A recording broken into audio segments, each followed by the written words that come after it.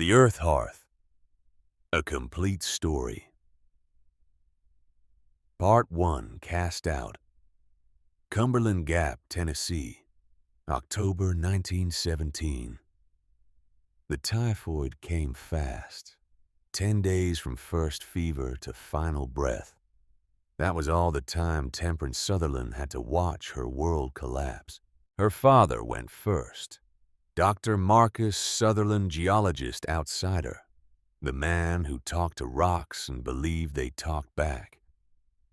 The fever took him on a Tuesday morning, his last words a garbled mumble about thermal gradients and ancient stone.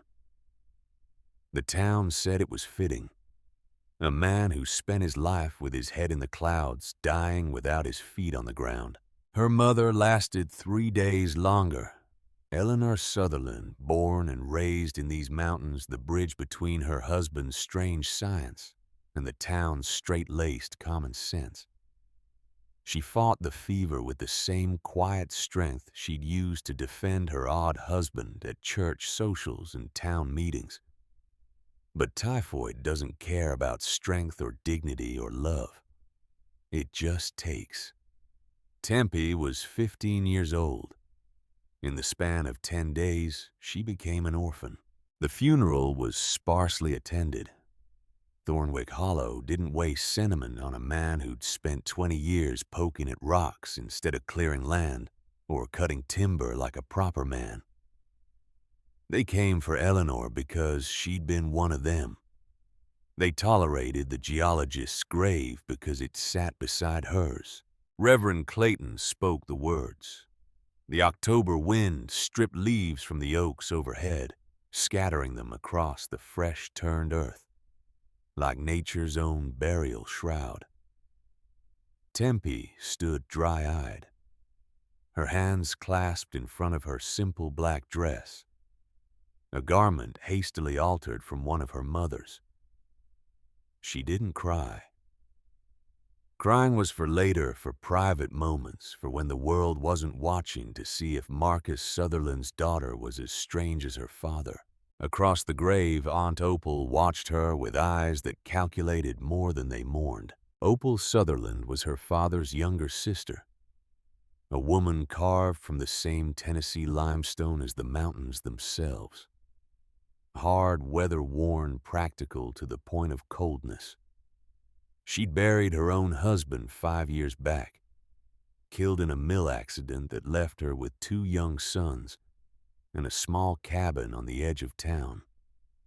She survived through careful rationing, meticulous planning, and the kind of ruthless pragmatism that made sentiment a luxury she couldn't afford. After the burial, Opal approached. Her boys, 8 and 6, hung back near the cemetery gate, watching with the hollow-eyed wariness of children who'd learned early that life was scarce and mercy scarcer. "You'll come stay with us," Opal said. It wasn't an invitation. It was a statement of fact, delivered with the same tone one might use to announce rain or comment on the price of flour. Tempe nodded. There was nowhere else to go.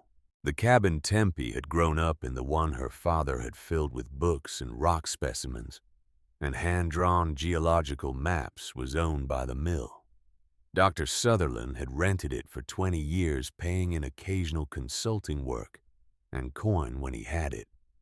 With him gone, the mill wanted it back. Silas Marlowe, who owned the mill and half the town besides, had given her 3 days to clear out. 3 days to pack up a life. Tempe worked in a fog of grief and mechanical efficiency.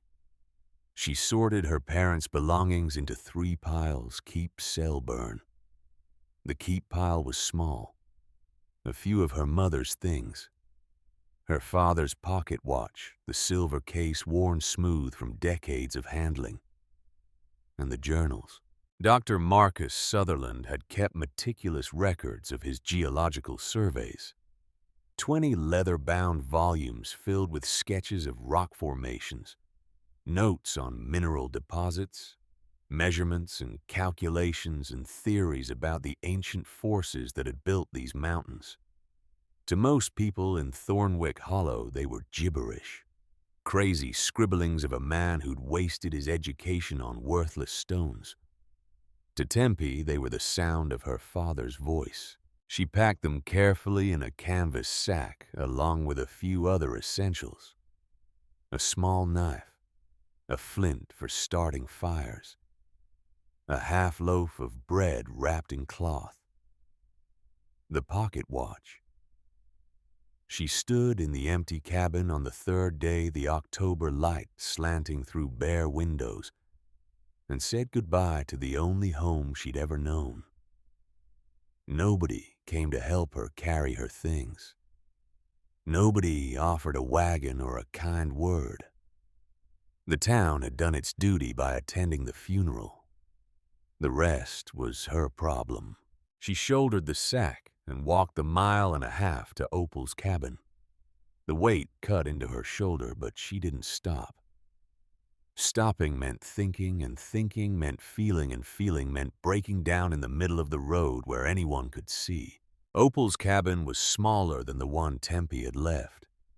2 rooms, a loft for sleeping, walls chinked with mud and moss that would need constant attention before winter.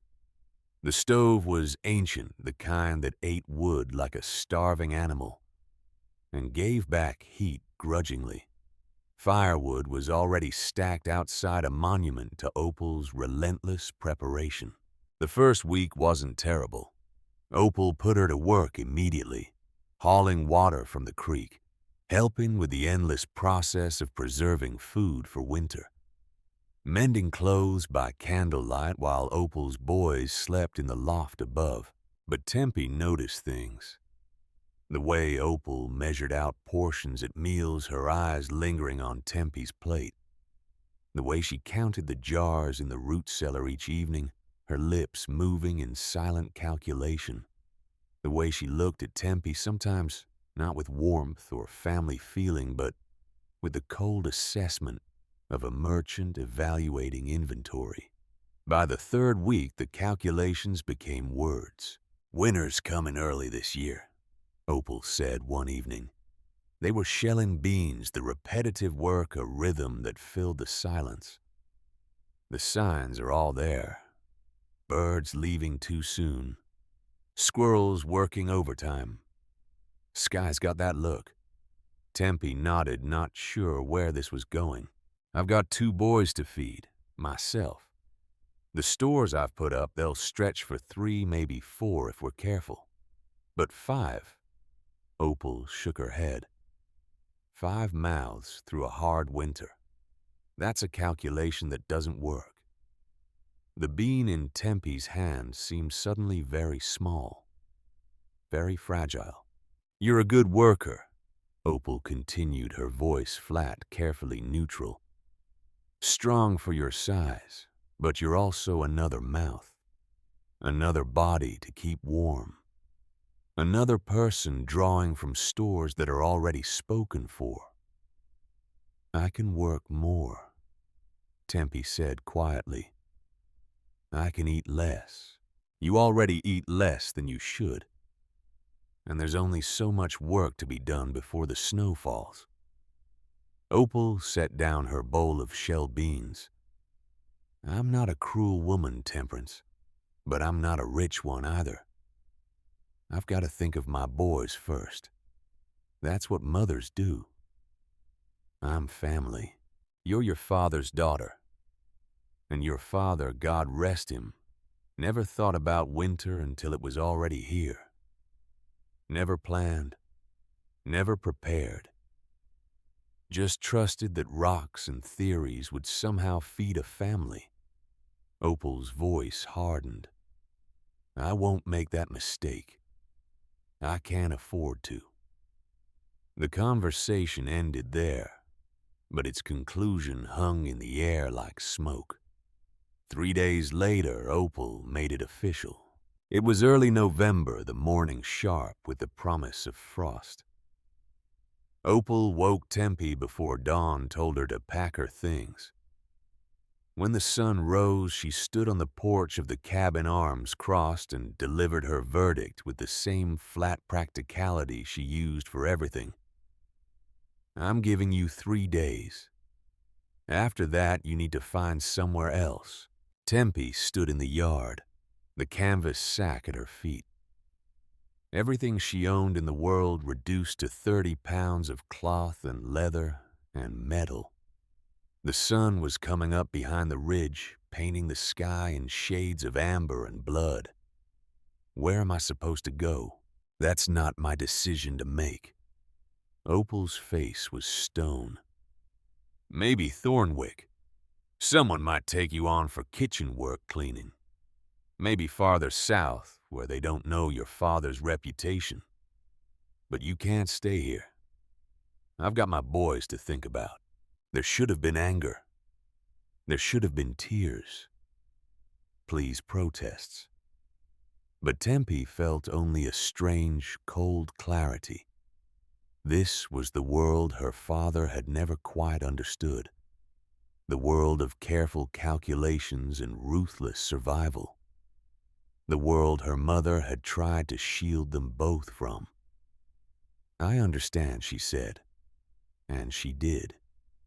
She didn't forgive it, but she understood it. Opal's face flickered something almost like guilt crossing it. She reached into her apron pocket and pulled out her father's pocket watch, the one Tempe thought she'd packed away. He'd want you to have this, Opal said, holding it out. And the journals. They're no use to me, but they were important to him. Maybe they'll be important to you. Tempe took the watch. The metal was cold in her palm, the weight of it familiar and strange all at once.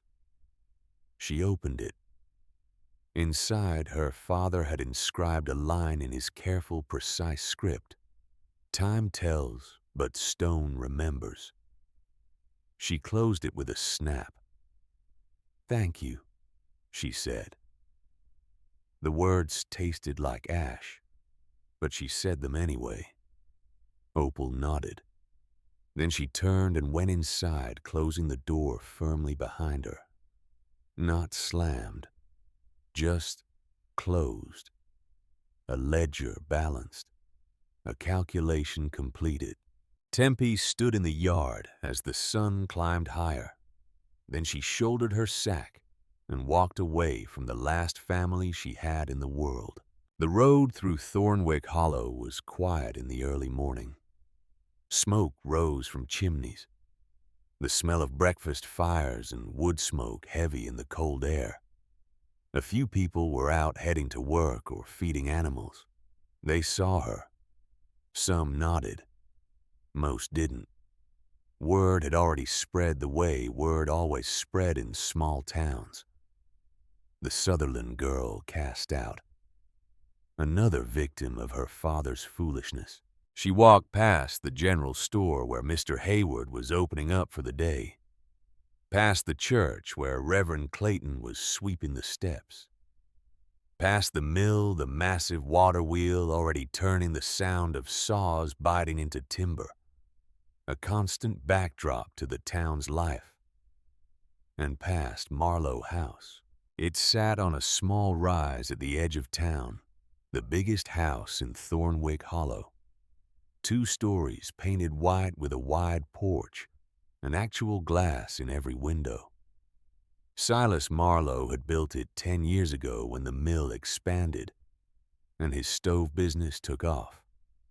It was a statement. A declaration that in Thornwick Hollow, Silas Marlowe was the man who mattered. Tempe didn't plan to stop. She didn't plan to look. But as she passed the gate, someone called out, "Miss Sutherland." She turned. A girl stood on the porch, maybe 17, with dark hair braided and pinned, wearing a dress that probably cost more than Tempe's entire sack of belongings. Letty Marlowe, Silas's daughter. They'd known each other as children before the invisible lines of class and status had hardened into walls. Before Letty became the mill owner's daughter, and Tempe became the rock gazer's girl. "I heard about your aunt," Letty said, coming down the porch steps. Her voice was soft, careful. "I'm sorry." "Don't be. She's doing what she has to do." "Where will you go?" Tempe adjusted the sack on her shoulder. "Somewhere." Letty glanced back at the house, then reached into her pocket. She pulled out a small cloth bundle and held it out. "Take this. It's not much. Just some biscuits and dried meat. But it's something." Pride said to refuse. Survival said to take it. Survival won. "Thank you," Tempe said, tucking the bundle into her sack. "If you need anything," Letty began. "I won't." Tempe cut her off, not unkindly. "But I appreciate the thought." She walked away before the conversation could continue, before kindness could turn into pity, before the weight of her situation could crack the careful shell she'd built around herself. The road led north toward the ridge, toward the wild country where the clearings thinned and the forest thickened, and the only people who went were hunters and hermits and fools. Tempe walked until Thornwick Hollow was behind her, until the sounds of the mill faded, until there was nothing but forest and mountain, and the cold wind coming down from the high country. Then, and only then, did she stop. She sat on a fallen log set, down her sack, and pulled out her father's journals. There were 20 of them, but one in particular she was looking for. The one from 15 years ago when her father first came to these mountains before he met her mother, before he settled into the quiet defeat of a man whose ideas were too strange for the world he lived in. She found it. The leather cover was more cracked than the others, the pages yellowed with age. She opened it carefully, flipping through sketches of geological formations, notes on sediment layers, observations about water flow and mineral deposits. And then she found it, a crude map drawn in her father's precise hand. The landmarks were marked Split Oak Ridge, Triple Birch Stand, the Devil's Spine, a jagged rock formation that looked like vertebrae jutting from the mountain's back. And at the center of the map, circled in faded red ink, a single point. Beside it, her father had written, Thermopylae Point. Local legends speak of a place where the mountain breathes, warm air rising from stone even in winter. Investigated October 1902. Confirmed geothermal vent likely fed by deep aquifer heated by residual geological activity. Ancient peoples would have known such places. Modern settlers have forgotten. Below that, in smaller script, if I ever needed to survive a winter without shelter, this would be the place. The earth remembers warmth even when we forget how to listen. Tempe read the passage 3 times. Then she looked up at the ridge, at the wild country stretching north, at the impossible task her father's words suggested. She was 15 years old. She had a knife flint, a half loaf of bread, and a dead man's journals. Winter was coming, the kind of winter old-timers whispered about, the kind that killed the unprepared without mercy. She had 2 choices. Throw herself on the mercy of a town that had none to spare, work herself to exhaustion for scraps and a place to sleep in someone's barn, or trust her father's mad science, his belief that the earth itself could provide what human society would not. It wasn't really a choice at all. Tempe shouldered her sack and began walking north toward the ridge, toward the wild country, toward a point on a map marked by a dead man's hope. The search took 2 days. The map was old, and landmarks had a way of changing. Trees fell, rivers shifted, rock formations crumbled. What had been obvious to her father 15 years ago was obscure to her now. But she had his notes, his careful observations, and she had his training. From the time she could walk, he taught her to see the land differently, not as a surface to cross, but as a story to read. The split oak was easy enough to find, a massive white oak that had been struck by lightning sometime in the distant past, its trunk split clean down the middle, but still alive, still growing, both halves reaching for the sky like praying hands. Her father had sketched it perfectly. From there, she counted paces north, northwest, following a dry creek bed that would run heavy in spring, but was just a rocky scar in autumn. The triple birch stand took longer. Birch trees didn't live as long as oaks, and the cluster her father had marked might well be dead. But she found them or their descendants 3 white trunks growing so close together, they almost touched their papery bark peeling in the cold. The devil's spine was unmistakable, a ridge of black stone that thrust up through the forest floor, each vertebrae-like protrusion, taller than a man running for 30 yards, before disappearing back into the earth. Geologically, it was probably a dike, a vertical intrusion of harder rock that had resisted erosion better than the softer stone around it. To Tempe, it was a signpost. From the devil's spine, she followed her father's bearings. East by northeast, 200 paces to a cliff face of gray granite, streaked with white quartz. The cliff rose 20 feet, topped with scrub pine and mountain laurel, the kind of terrain that was easy to walk past and hard to remember. She almost missed it. The crack in the stone was barely visible, hidden behind a tangle of dead rhododendron, no wider than her hand at the base. Just another fissure in the rock, the kind the mountains were full of. Except for one thing. Tempe knelt, pushed aside the brittle rhododendron branches, and held her hand over the opening. At first, nothing. Just cold stone and colder air. Then, so faint she thought she might be imagining it, she felt it. Warmth.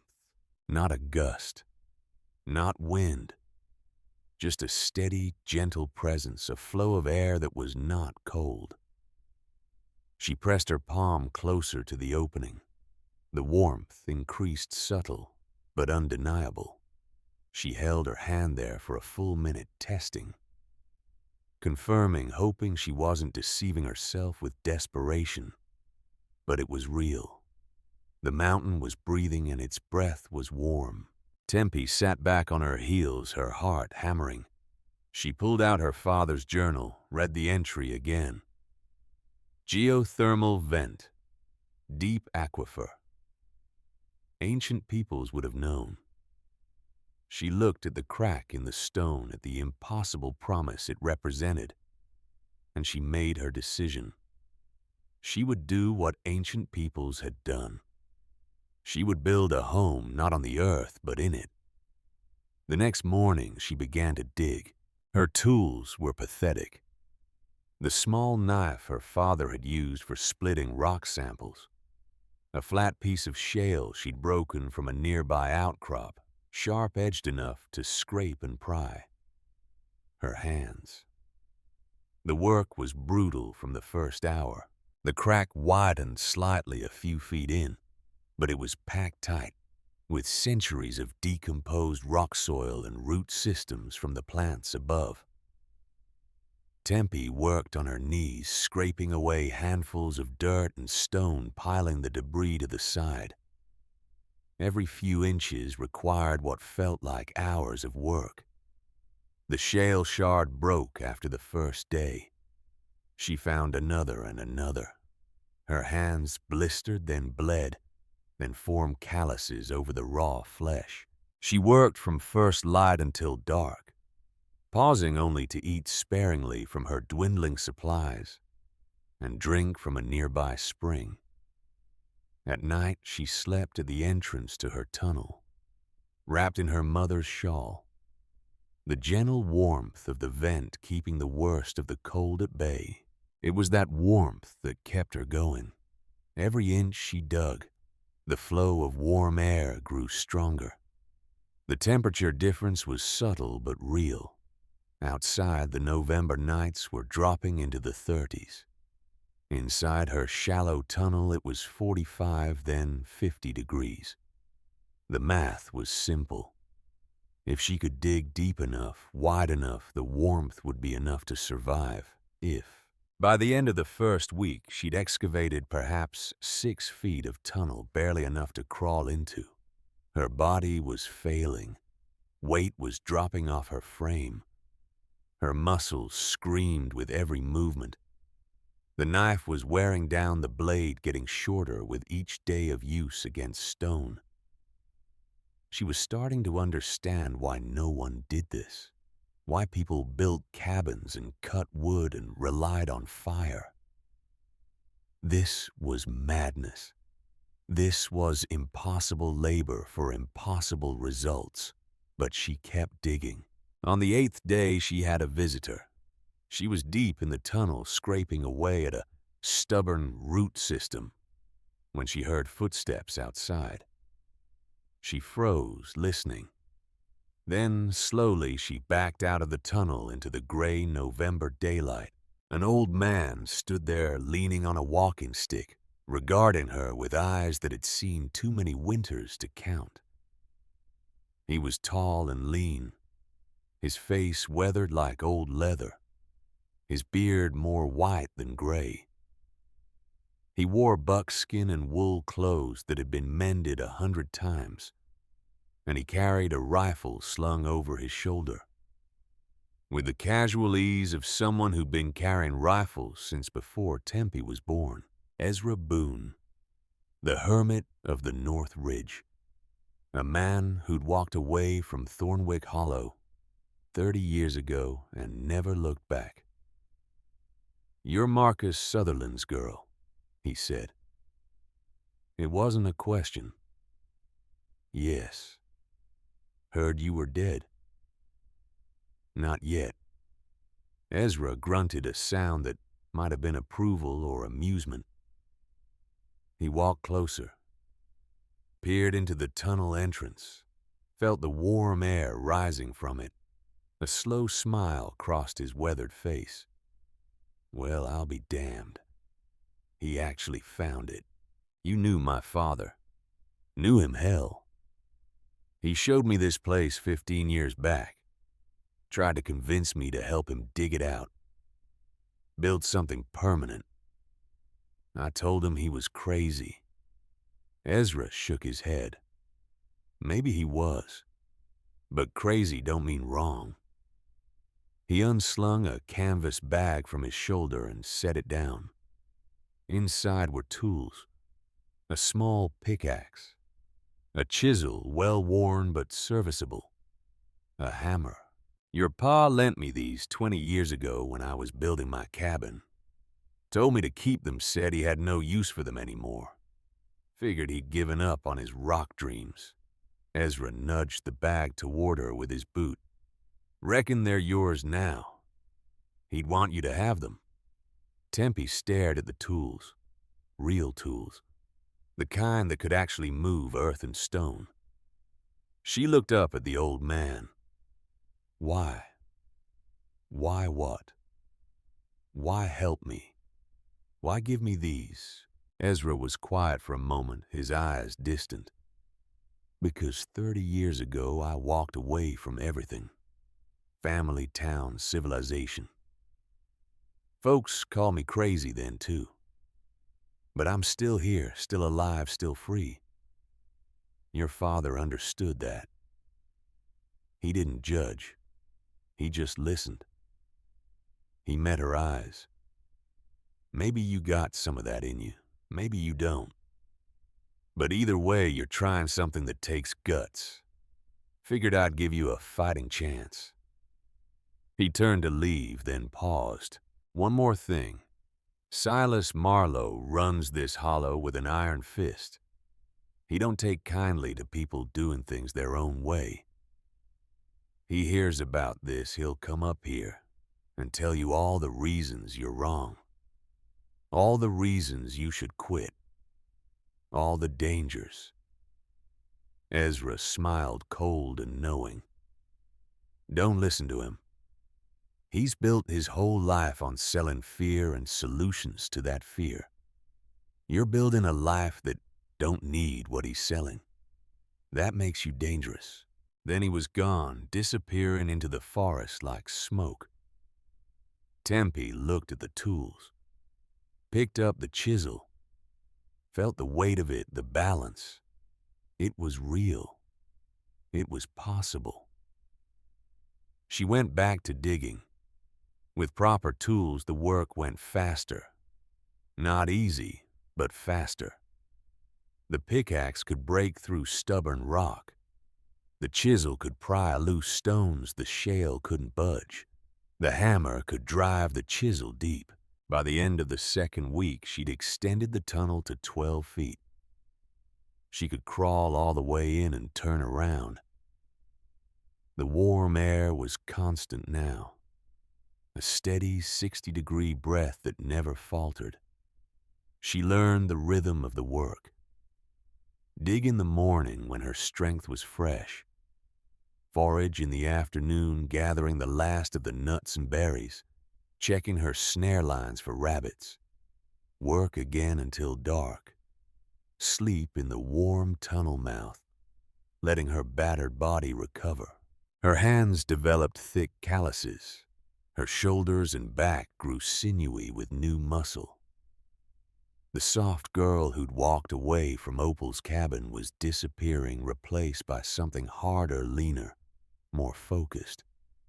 On the 14th day, Silas Marlowe found her. She was pulling debris from the tunnel. When she heard the horse, she scrambled out, her body tensed for trouble.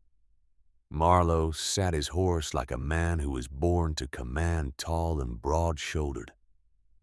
His face carved from the same granite as the mountains. He was 45 and looked it. His dark hair shot through with gray. His eyes the color of winter sky. He dismounted, tied his horse to a tree, and walked over to inspect her work. "Miss Sutherland," he said, his voice deep and measured. "Mr. Marlowe." He crouched by the tunnel entrance, felt the warm air, examined the pile of excavated stone and earth. His expression was unreadable. "What exactly are you doing here?" "Building a home. In a hole in the ground." "In the earth, yes." Marlowe stood, brushing dirt from his hands. "I heard rumors. The Boone hermit was in town, trading pelts, mentioned seeing Marcus Sutherland's daughter, digging on the North Ridge. I thought he was drunk or senile. But here you are. Here I am. Do you have any idea how dangerous this is?" Marlowe's voice was patient, almost gentle, like a teacher explaining basic facts to a slow student. "Cave-ins, flooding, unstable rock. That warm air you're feeling, that's cave damp. It'll rot your lungs from the inside.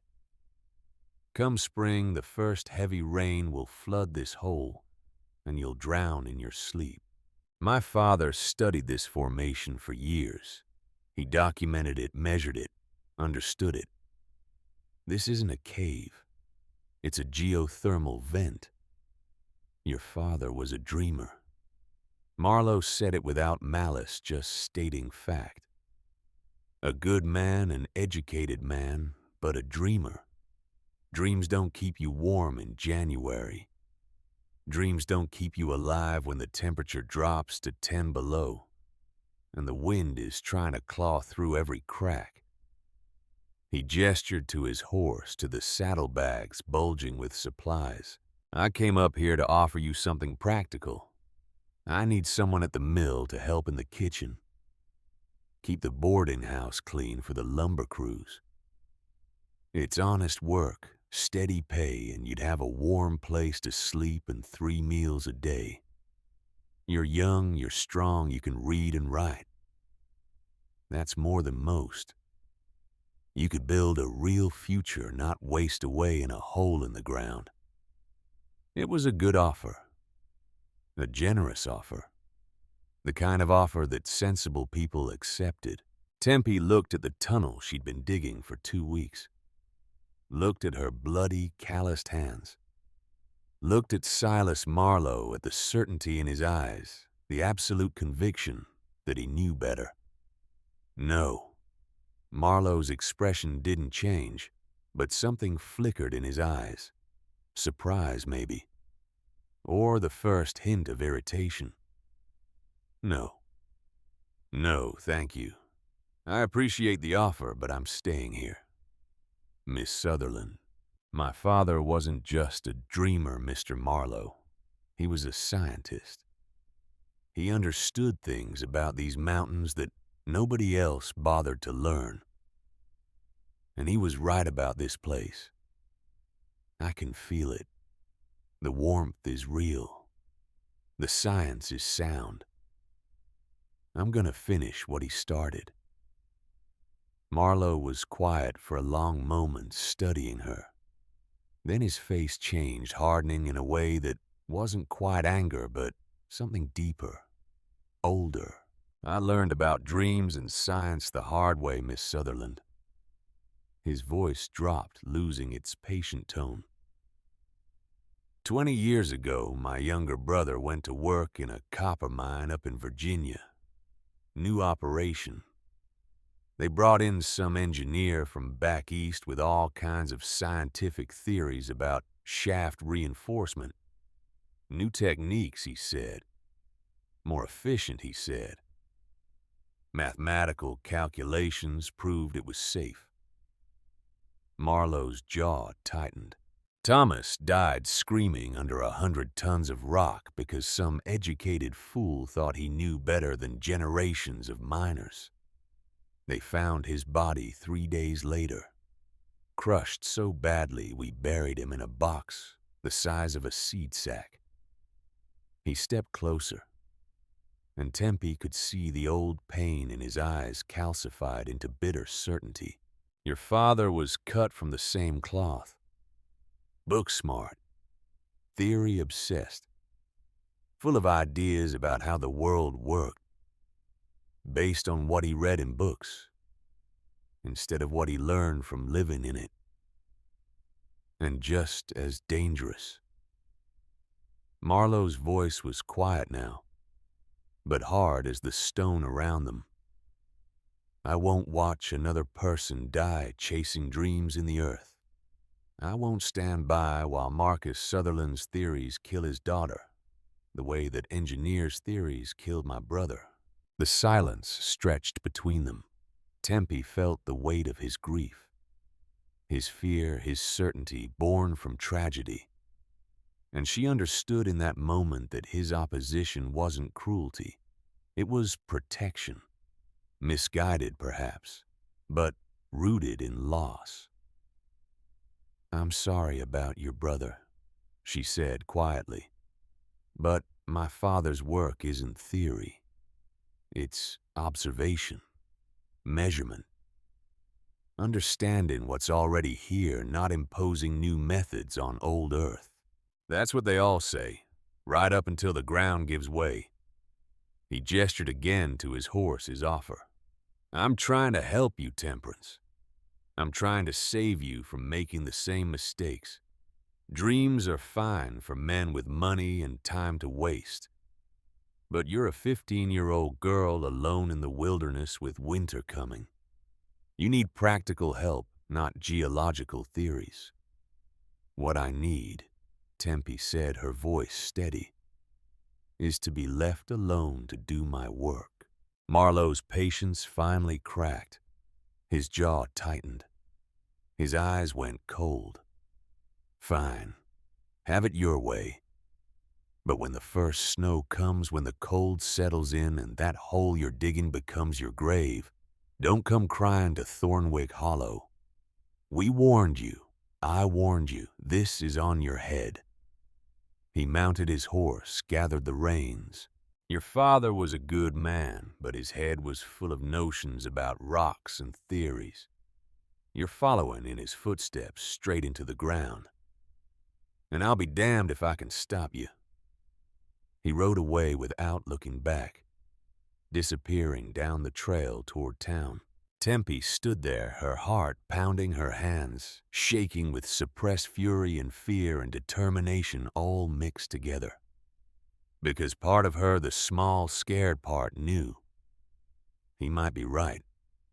Knew that she might be throwing her life away on a mad dream. But the other part, the part that sounded like her father's voice reading from his journals, the part that felt the warm air rising from the stone, that part knew something else. The earth remembers, even when we forget how to listen. She went back to digging. The days blurred together. Dig, forage, sleep. Repeat. The tunnel grew longer, deeper. 15 feet. 18. 20. The work was destroying her body and rebuilding it stronger.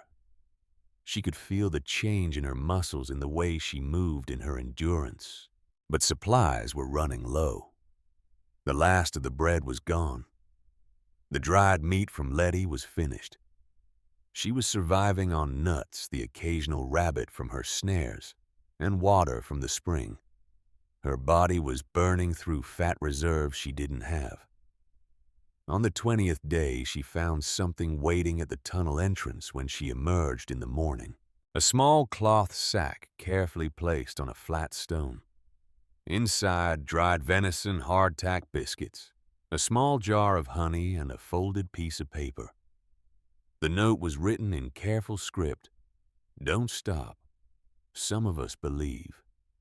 L.M. Letty Marlowe. Tempe stared at the note, at the food, at this small act of rebellion from a girl who had everything to lose and nothing to gain.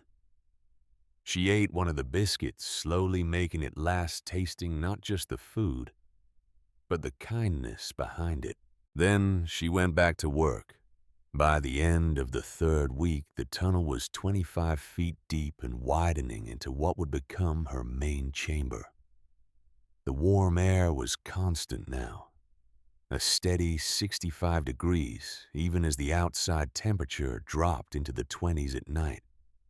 She could feel the heat in the stone itself, could sense the vast thermal mass of the mountain, slowly absorbing and redistributing the earth's deep warmth. Her father had been right. Completely, utterly right. But being right didn't make the work easier. It didn't fill her stomach or heal her exhausted body.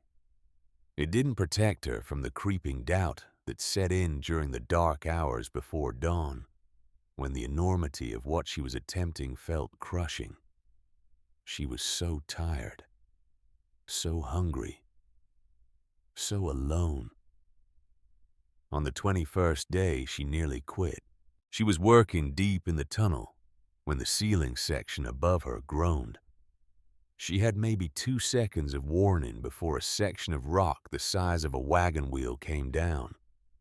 She threw herself backward, felt the impact of stone on stone, felt the rush of air as the ceiling collapsed into the space where she'd been kneeling.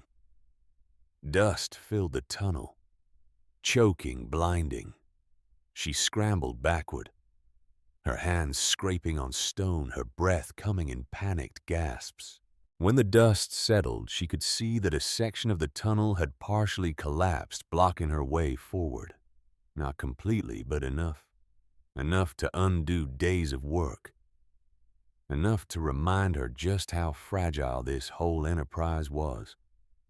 She crawled out of the tunnel, sat in the cold November morning, and finally let herself cry. Great heaving sobs that came from somewhere deep and wounded.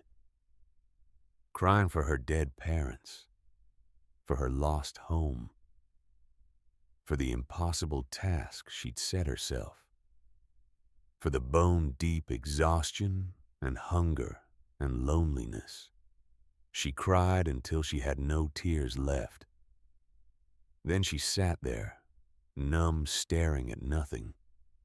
The sun climbed higher. Birds called in the forest. The world continued indifferent to one girl's crisis. After a long time, Tempe stood up. She wiped her face with her dirty sleeve. She picked up her tools, and she went back into the tunnel to clear the collapse. Because what else was there to do? Go back to Thornwick Hollow. Beg for Marlowe's charity. Prove everyone right about her father's foolishness.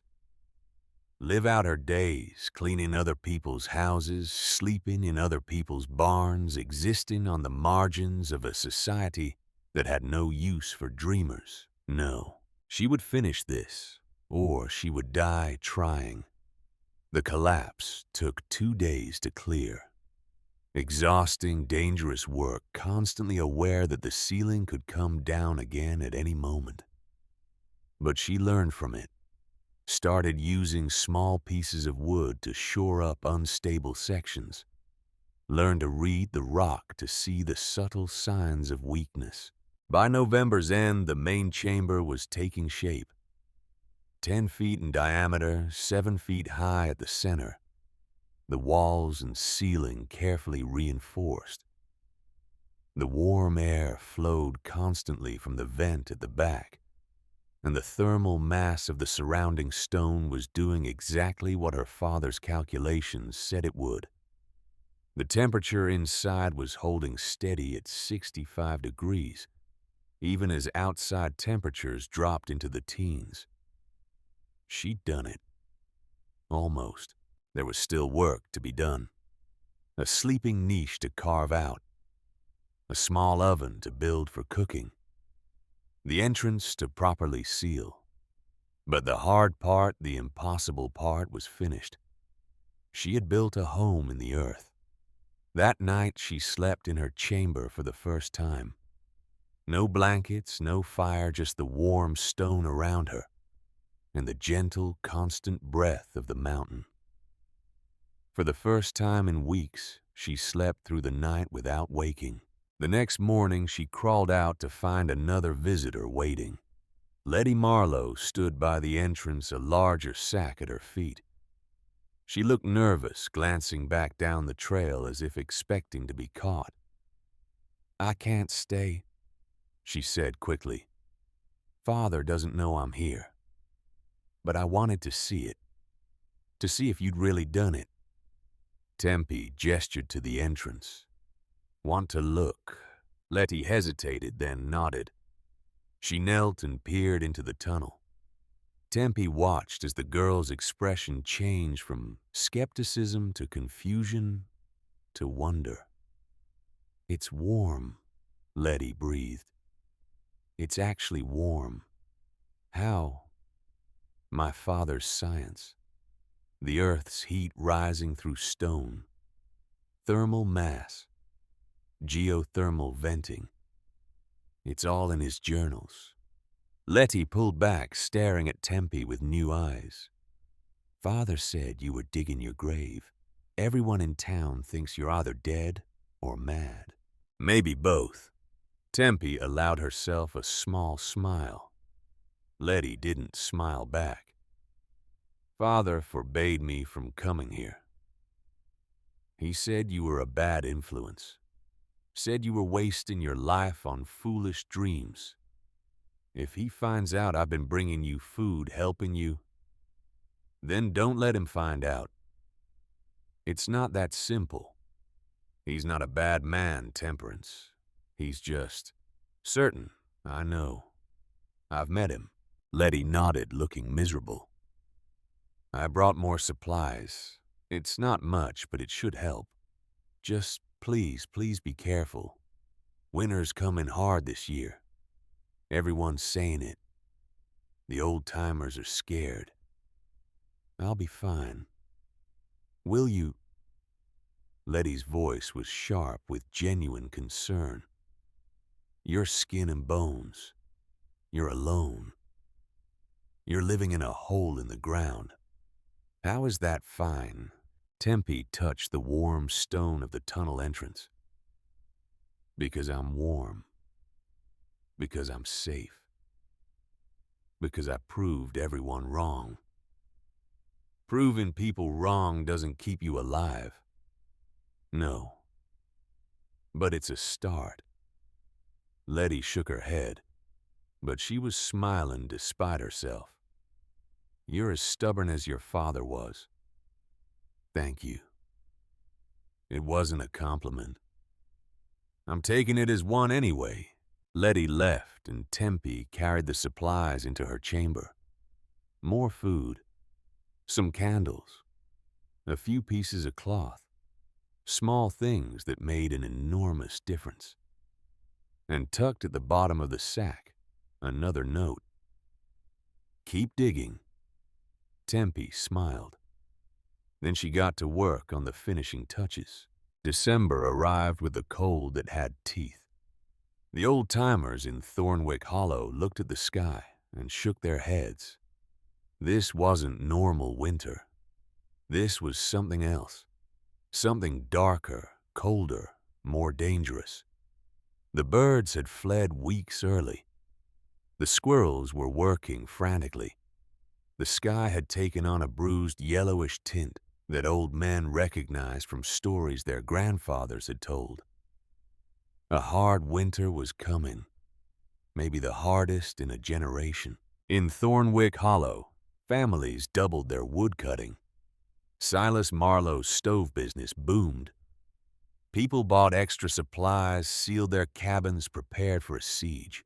On the North Ridge, Temperance Sutherland put the final touches on her earth hearth. She built a small clay oven near the entrance using mud from a nearby creek bed and flat stones. She created a smoke vent that would pull the smoke outside using the natural draft.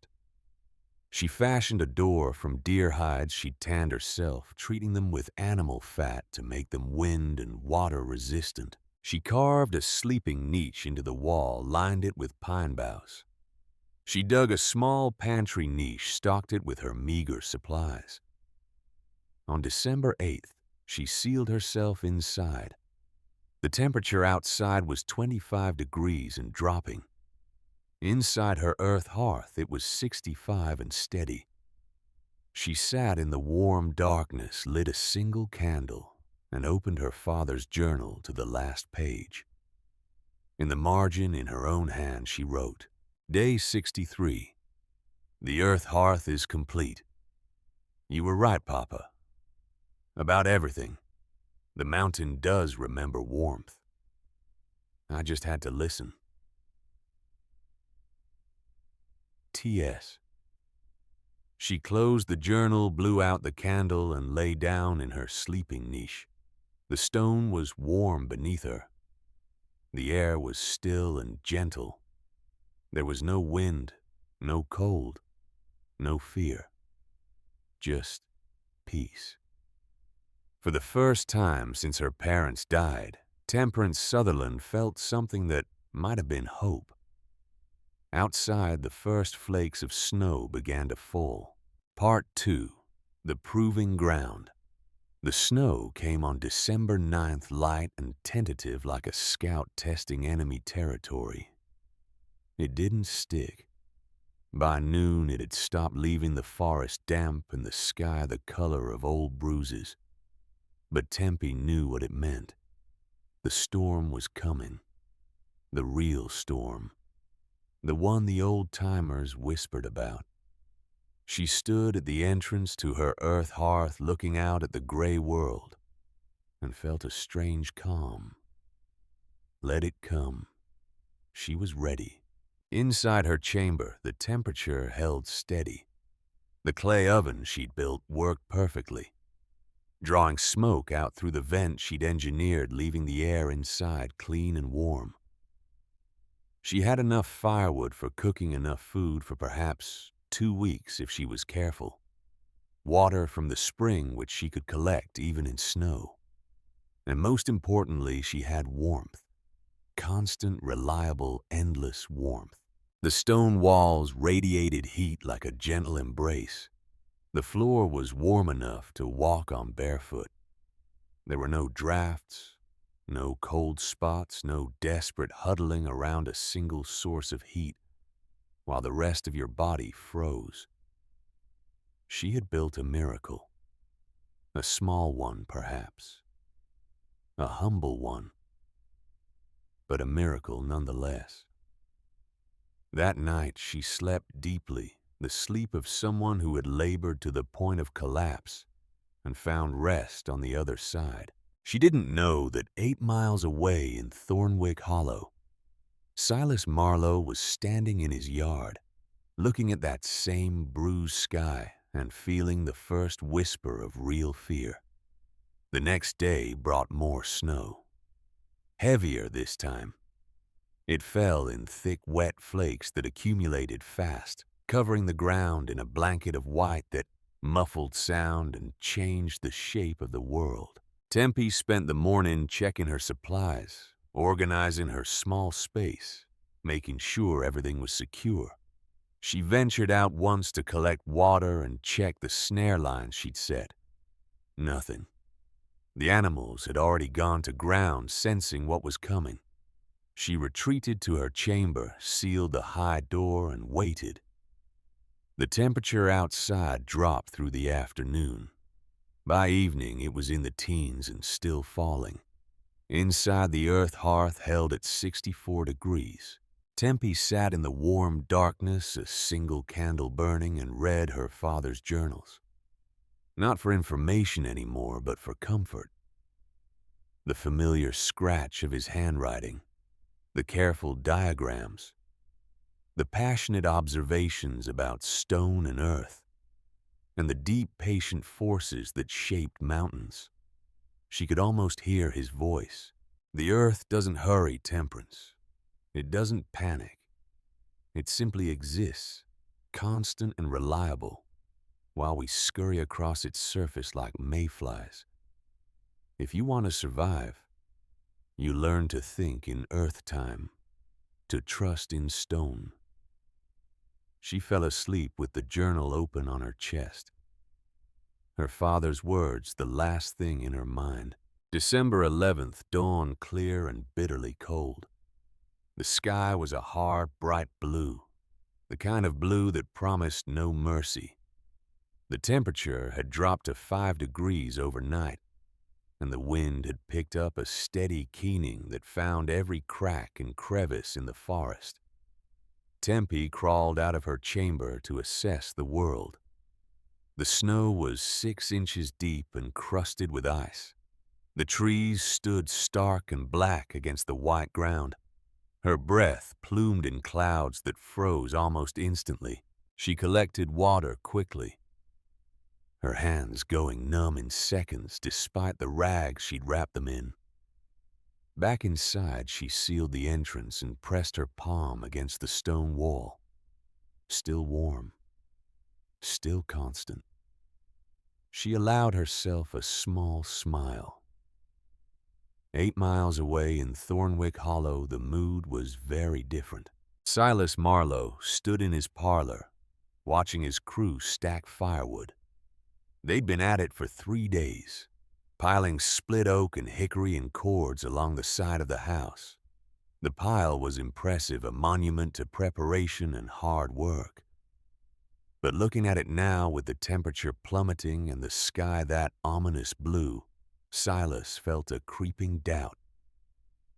Was it enough? His wife, Cordelia, came to stand beside him.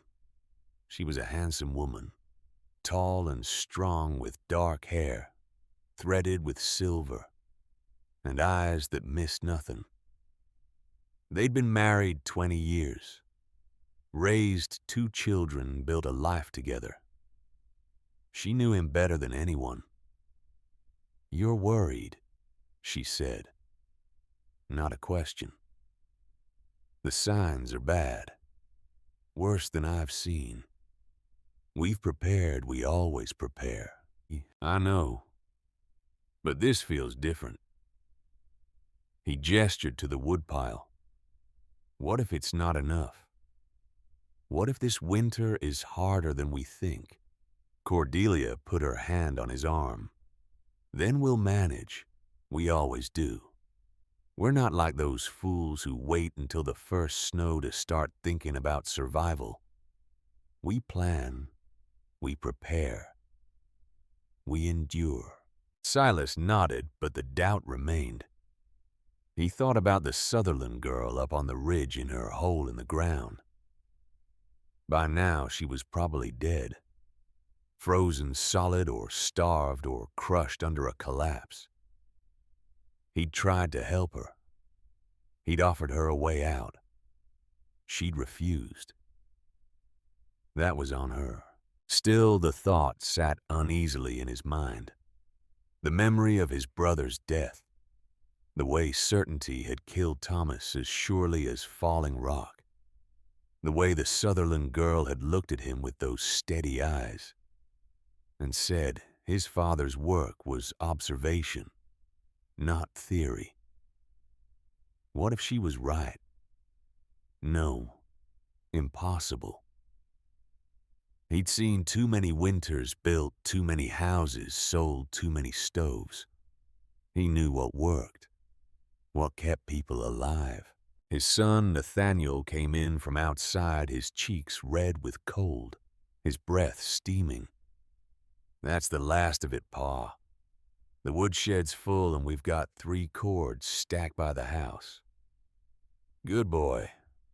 Silas ruffled his son's hair. Nate was 11, sturdy and sensible, with his mother's dark hair and his father's practical nature. Go warm up by the stove. Tell your sister to start supper. The boy ran off and Silas turned back to the window.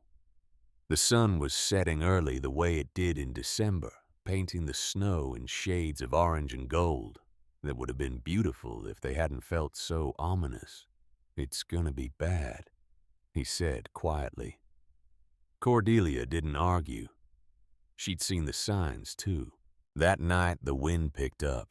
It came from the north, screaming down from the high country, bringing with it a cold that felt alive and malicious. It found every gap in the cabin's chinking, every tiny space around windows and doors, and it pushed through with fingers of ice. The Marlowe family huddled around their cast-iron stove, which roared and crackled with a full load of oak. The heat was intense near the stove, almost painful. But move 10 feet away and the cold reclaimed you. The floor was freezing. The walls were cold to the touch. Frost formed on the inside of the windows. Silas fed the stove, constantly opening the iron door to shove in another log, another. The wood pile outside was shrinking visibly. Cordelia wrapped the children in every blanket they owned. Letty, 17 and sensible, sat close to her younger brother, keeping him warm with her own body heat. Nate huddled against her, shivering despite the layers. How long will it last? Letty asked. Hard to say, Silas answered, feeding the stove again. Could be a few days, could be longer. We have enough wood, don't we? Silas didn't answer immediately. He was doing the math in his head, calculating consumption against supply, and the numbers weren't as comfortable as he wanted them to be. We have enough, he said finally, if we're careful. But that night, lying in bed with Cordelia, the stove's roar a constant backdrop, he whispered the truth. We're burning through wood too fast. At this rate, we'll run out in a week, maybe less. Then we'll burn less. Keep the fire lower. Any lower and the children will freeze. They lay in silence, listening to the wind scream and the stove roar its defiance. On the ridge in her earth hearth, Temperance Sutherland slept peacefully. December 12th arrived with violence. The storm hit just after dawn, a wall of white that descended from the north like the wrath of an angry god. The snow didn't fall. It drove sideways, pushed by winds that screamed at 40 miles an hour. Visibility dropped to nothing. The temperature plummeted to 10 below zero. It was, by any measure, a catastrophic blizzard. Tempe woke to the sound of the wind howling outside her chamber. For a moment, disoriented in the darkness, she felt a spike of fear. Then she remembered where she was. She lit a candle with hands that didn't shake, and the warm glow pushed back the darkness. The temperature inside was 63 degrees. The wind couldn't reach her here. The cold couldn't touch her. She was safe. She spent the day in quiet routine. A small meal of dried meat and hardtack. Water from the jug she'd filled the day before. Reading her father's journals. Tending the small fire in her clay oven. Cooking a thin soup from roots and rabbit meat. The hours passed peacefully. There was nothing to do but wait. And waiting in warmth was easy. Outside, the world was ending. In Thornwick Hollow, the storm was a siege. Snow piled against doors and windows. Drifts formed 10 feet high in the space of hours. The wind found every weakness in every cabin, every barn, every structure, and exploited it mercilessly. The Marlowe house, the finest in the hollow, the most carefully built, was suffering. Silas fed the stove in a constant rhythm. Load, close door, wait 30 minutes, load again. The woodpile was disappearing faster than he'd calculated. Much faster. The stove was a tyrant.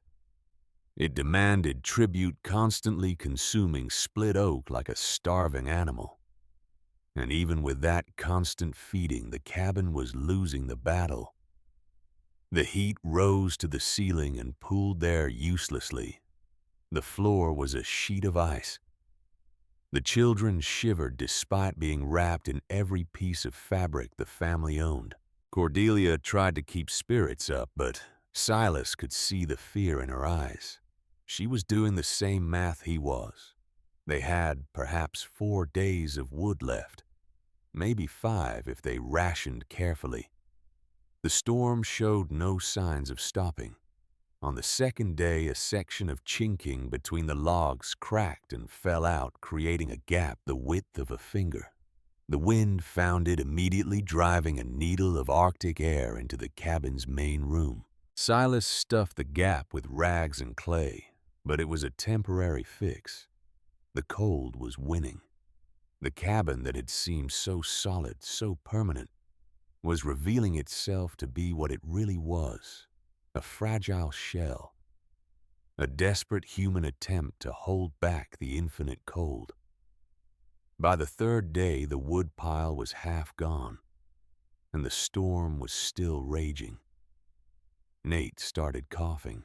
It began as a small thing, a dry tickle that made him clear his throat. But by evening, it had deepened into a wet, rattling sound that Cordelia recognized with dread. "It's the cold," she said, putting her hand on the boy's forehead. "He's not feverish yet, but if he keeps breathing this frigid air, I know." Silas's voice was tight. He knew exactly what she was saying. Lung fever, pneumonia, the winter killer that took more children than accidents or illness or anything else. We need to keep him warmer. There is no warmer, not unless we burn the furniture. They stared at each other, and in that moment, Silas Marlowe felt something he hadn't felt in 20 years. Helplessness. He'd built the best house in the hollow. He'd prepared better than anyone. He'd stockpiled wood and food and supplies. He'd done everything right. And it wasn't enough. The 4th day of the storm brought no relief. If anything, the wind intensified, shrieking like a living thing, piling snow into drifts that buried the lower windows. The world outside was pure white chaos. Inside the Marlowe cabin, Nate's cough had worsened. The boy's breathing was labored, each inhalation followed by a wet, rattling exhalation that tore at Cordelia's heart. His fever had spiked in the night, climbing to 104 degrees. Cordelia sat beside him, bathing his forehead with cool water, whispering prayers and reassurances she didn't believe herself. Letty huddled nearby, her own face, pale with cold and fear. "Is he going to be all right?" Cordelia didn't answer. She couldn't lie to her daughter, and she couldn't tell the truth. Silas stood by the stove, feeding it the last of their reserve wood. Tomorrow they would have to start breaking up furniture. After that, maybe the walls themselves. He'd built his life on certainty, on planning and preparation, and the conviction that hard work and foresight could overcome any obstacle. He'd sold that certainty to others in the form of stoves and lumber, and the promise that civilization could triumph over wilderness. And now his son was dying in the best house in the hollow, and all his certainty was revealed as the lie it had always been. He thought about Thomas, about the mine collapse, about the engineer's confident calculations and the reality of crushed bone and screaming darkness, about how certainty killed just as surely as ignorance.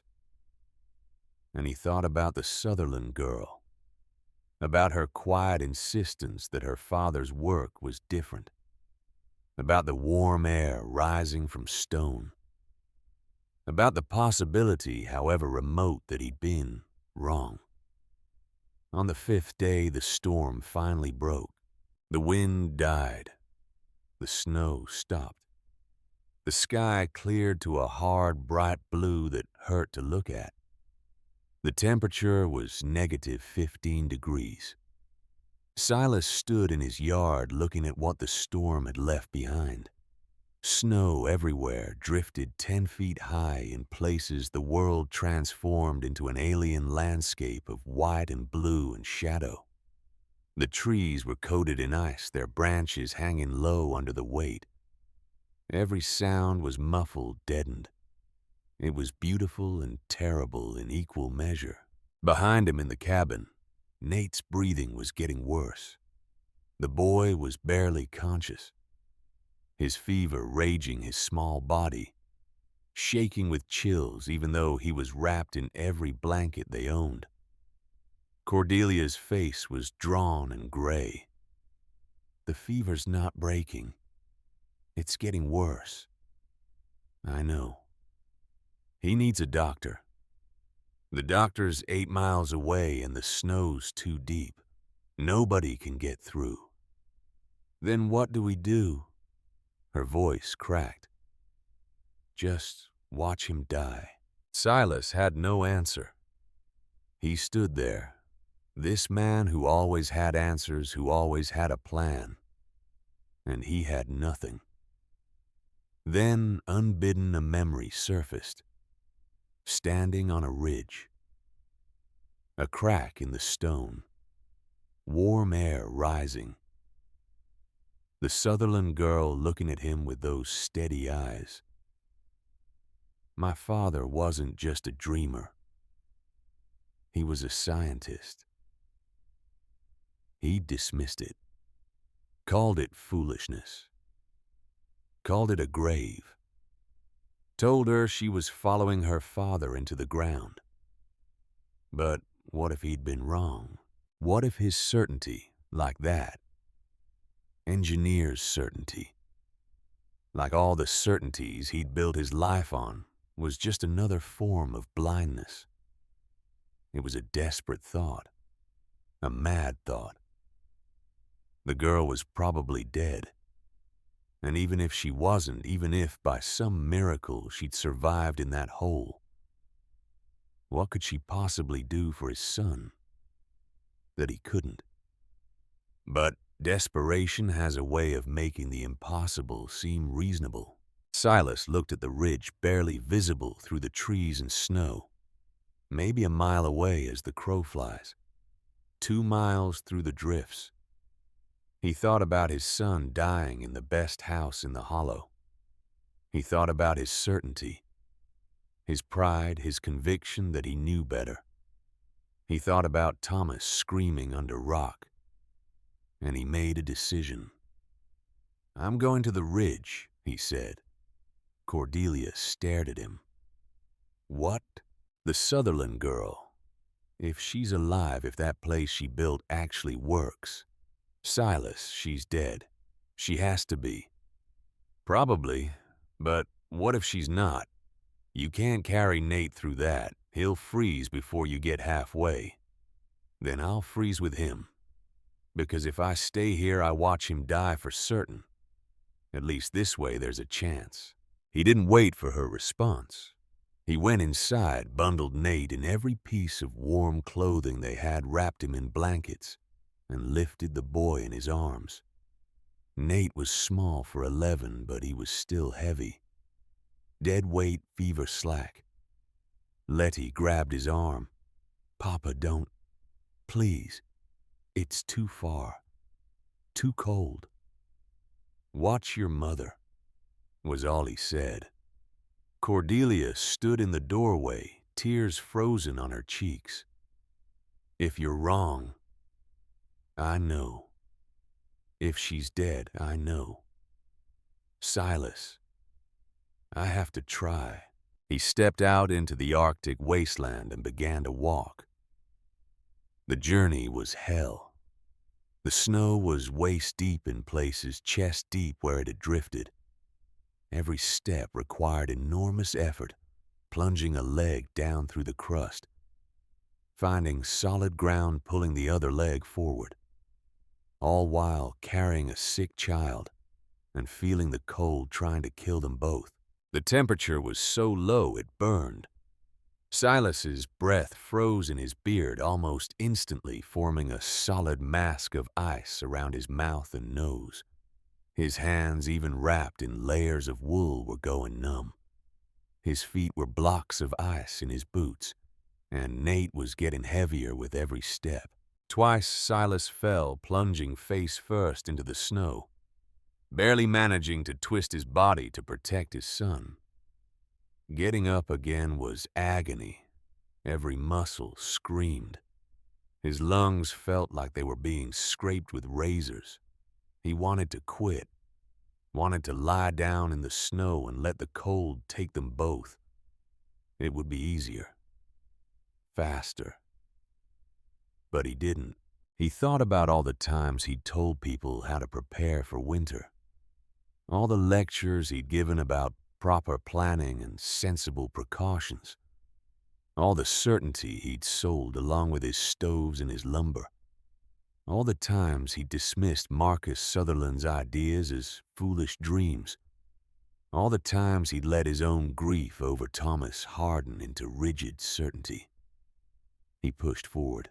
The landmarks were barely recognizable under the snow, but he'd hunted these ridges for 30 years. He knew them in his bones. The split oak was buried to its lower branches. The triple birch were white ghosts against white ground. The devil's spine was a series of black protrusions breaking through the snow like the earth's own gravestones. He was close. The sun was getting low. The temperature was still dropping. Nate's breathing had become so shallow, Silas kept checking to make sure the boy was still alive. And then he saw it. At first, he thought it was a mirage, a desperate hallucination born of hypothermia and hope. But he blinked, squinted, kept walking, and it remained. A patch of bare ground, in the middle of the vast white wasteland, a circle of earth perhaps 20 feet across, where the snow had melted. And rising from its center, a thin plume of vapor, like breath on a cold morning.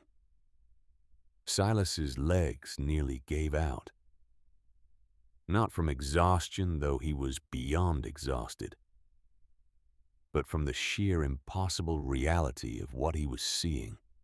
She'd done it. Against all reason, against all odds, the girl had actually done it. He stumbled forward, fell to his knees at the edge of the bare ground. The earth was warm beneath his hands. Warm. In the middle of negative 15-degree weather, the ground was warm to the touch. The entrance to the earth hearth was right where he remembered, partially concealed behind frozen rhododendron. The deer hide covering it was stiff with cold on the outside, but he could feel heat radiating from beneath it.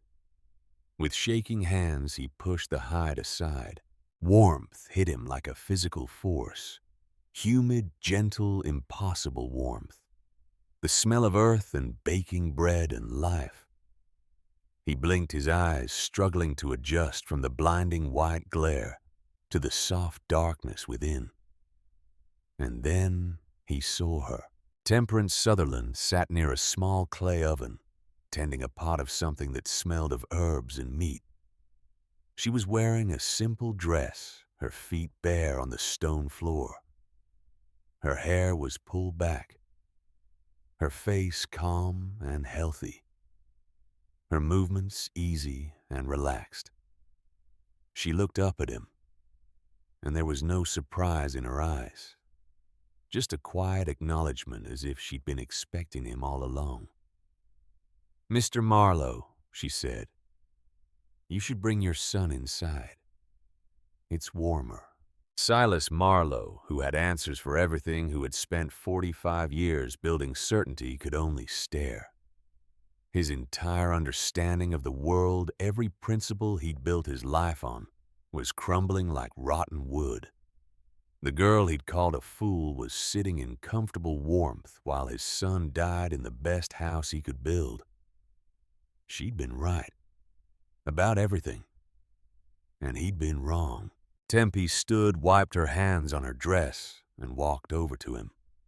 She knelt, looked at Nate's flushed, fever-bright face, touched his forehead with a practiced hand.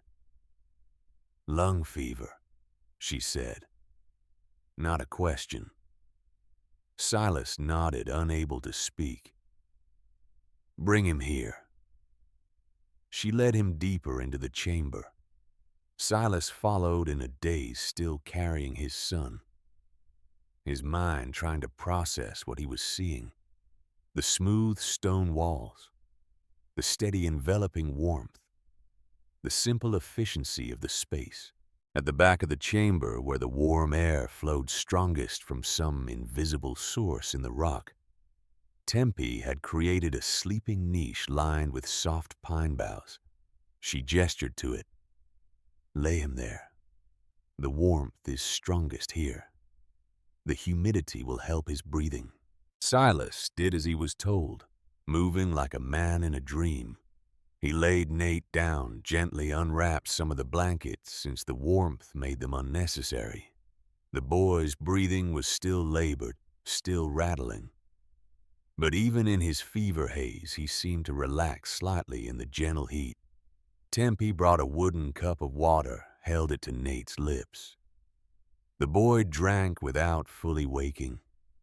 Then she looked at Silas, and in her eyes was something he'd never seen directed at him before. Pity. "You should sit," she said. "You're half frozen."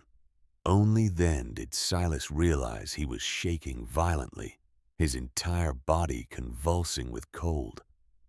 His beard was a solid mass of ice. His hands and feet were numb. He'd been so focused on getting here, on saving his son, that he hadn't noticed he was dying himself. Tempe helped him to a spot near her oven where a thin blanket was spread on the warm stone floor. She brought him water, then a small piece of flatbread, still warm from cooking. "Eat slowly," she said. "Your body's in shock." He obeyed, chewing mechanically, the simple bread tasting better than any meal he could remember. As the warmth seeped into his bones, as feeling returned to his extremities in painful waves, he began to understand the magnitude of what she'd accomplished. This wasn't just a shelter.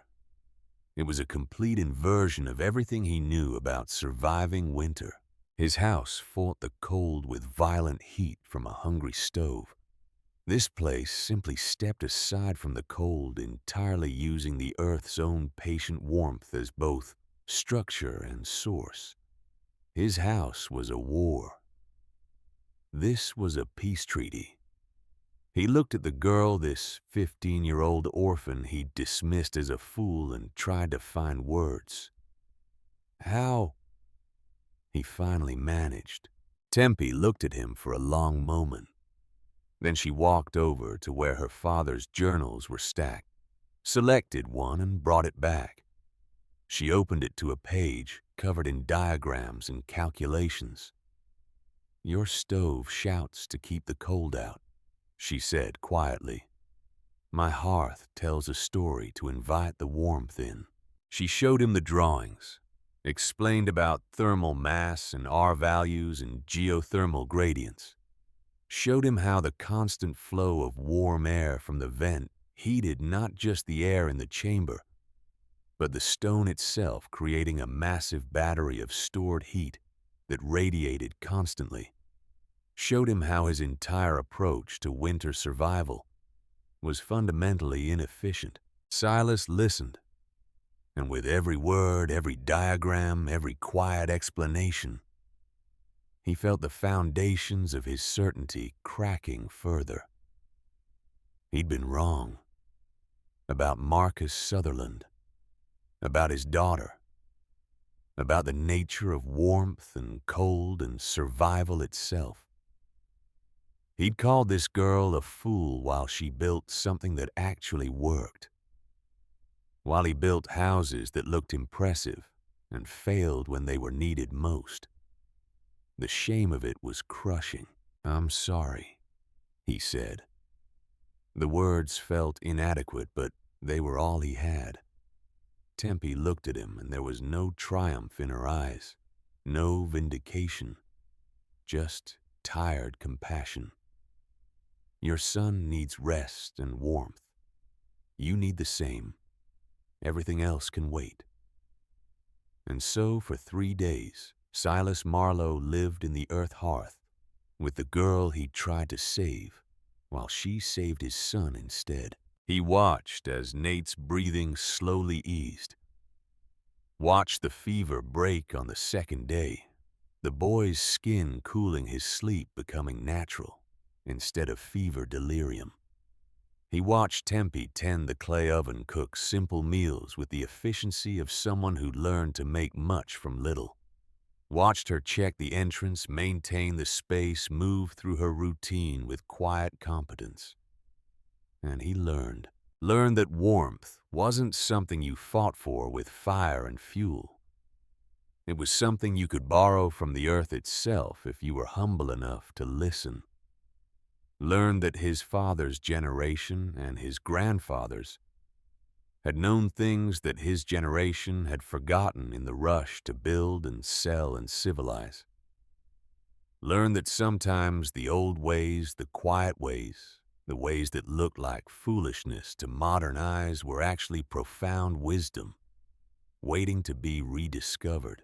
Learned that his certainty about the Sutherland girl had been as misguided as that engineer's certainty about mine shafts. That grief could calcify into rigid thinking just as easily as pride could. On the 3rd day, Nate woke up fully. His fever was gone. His breathing was clear.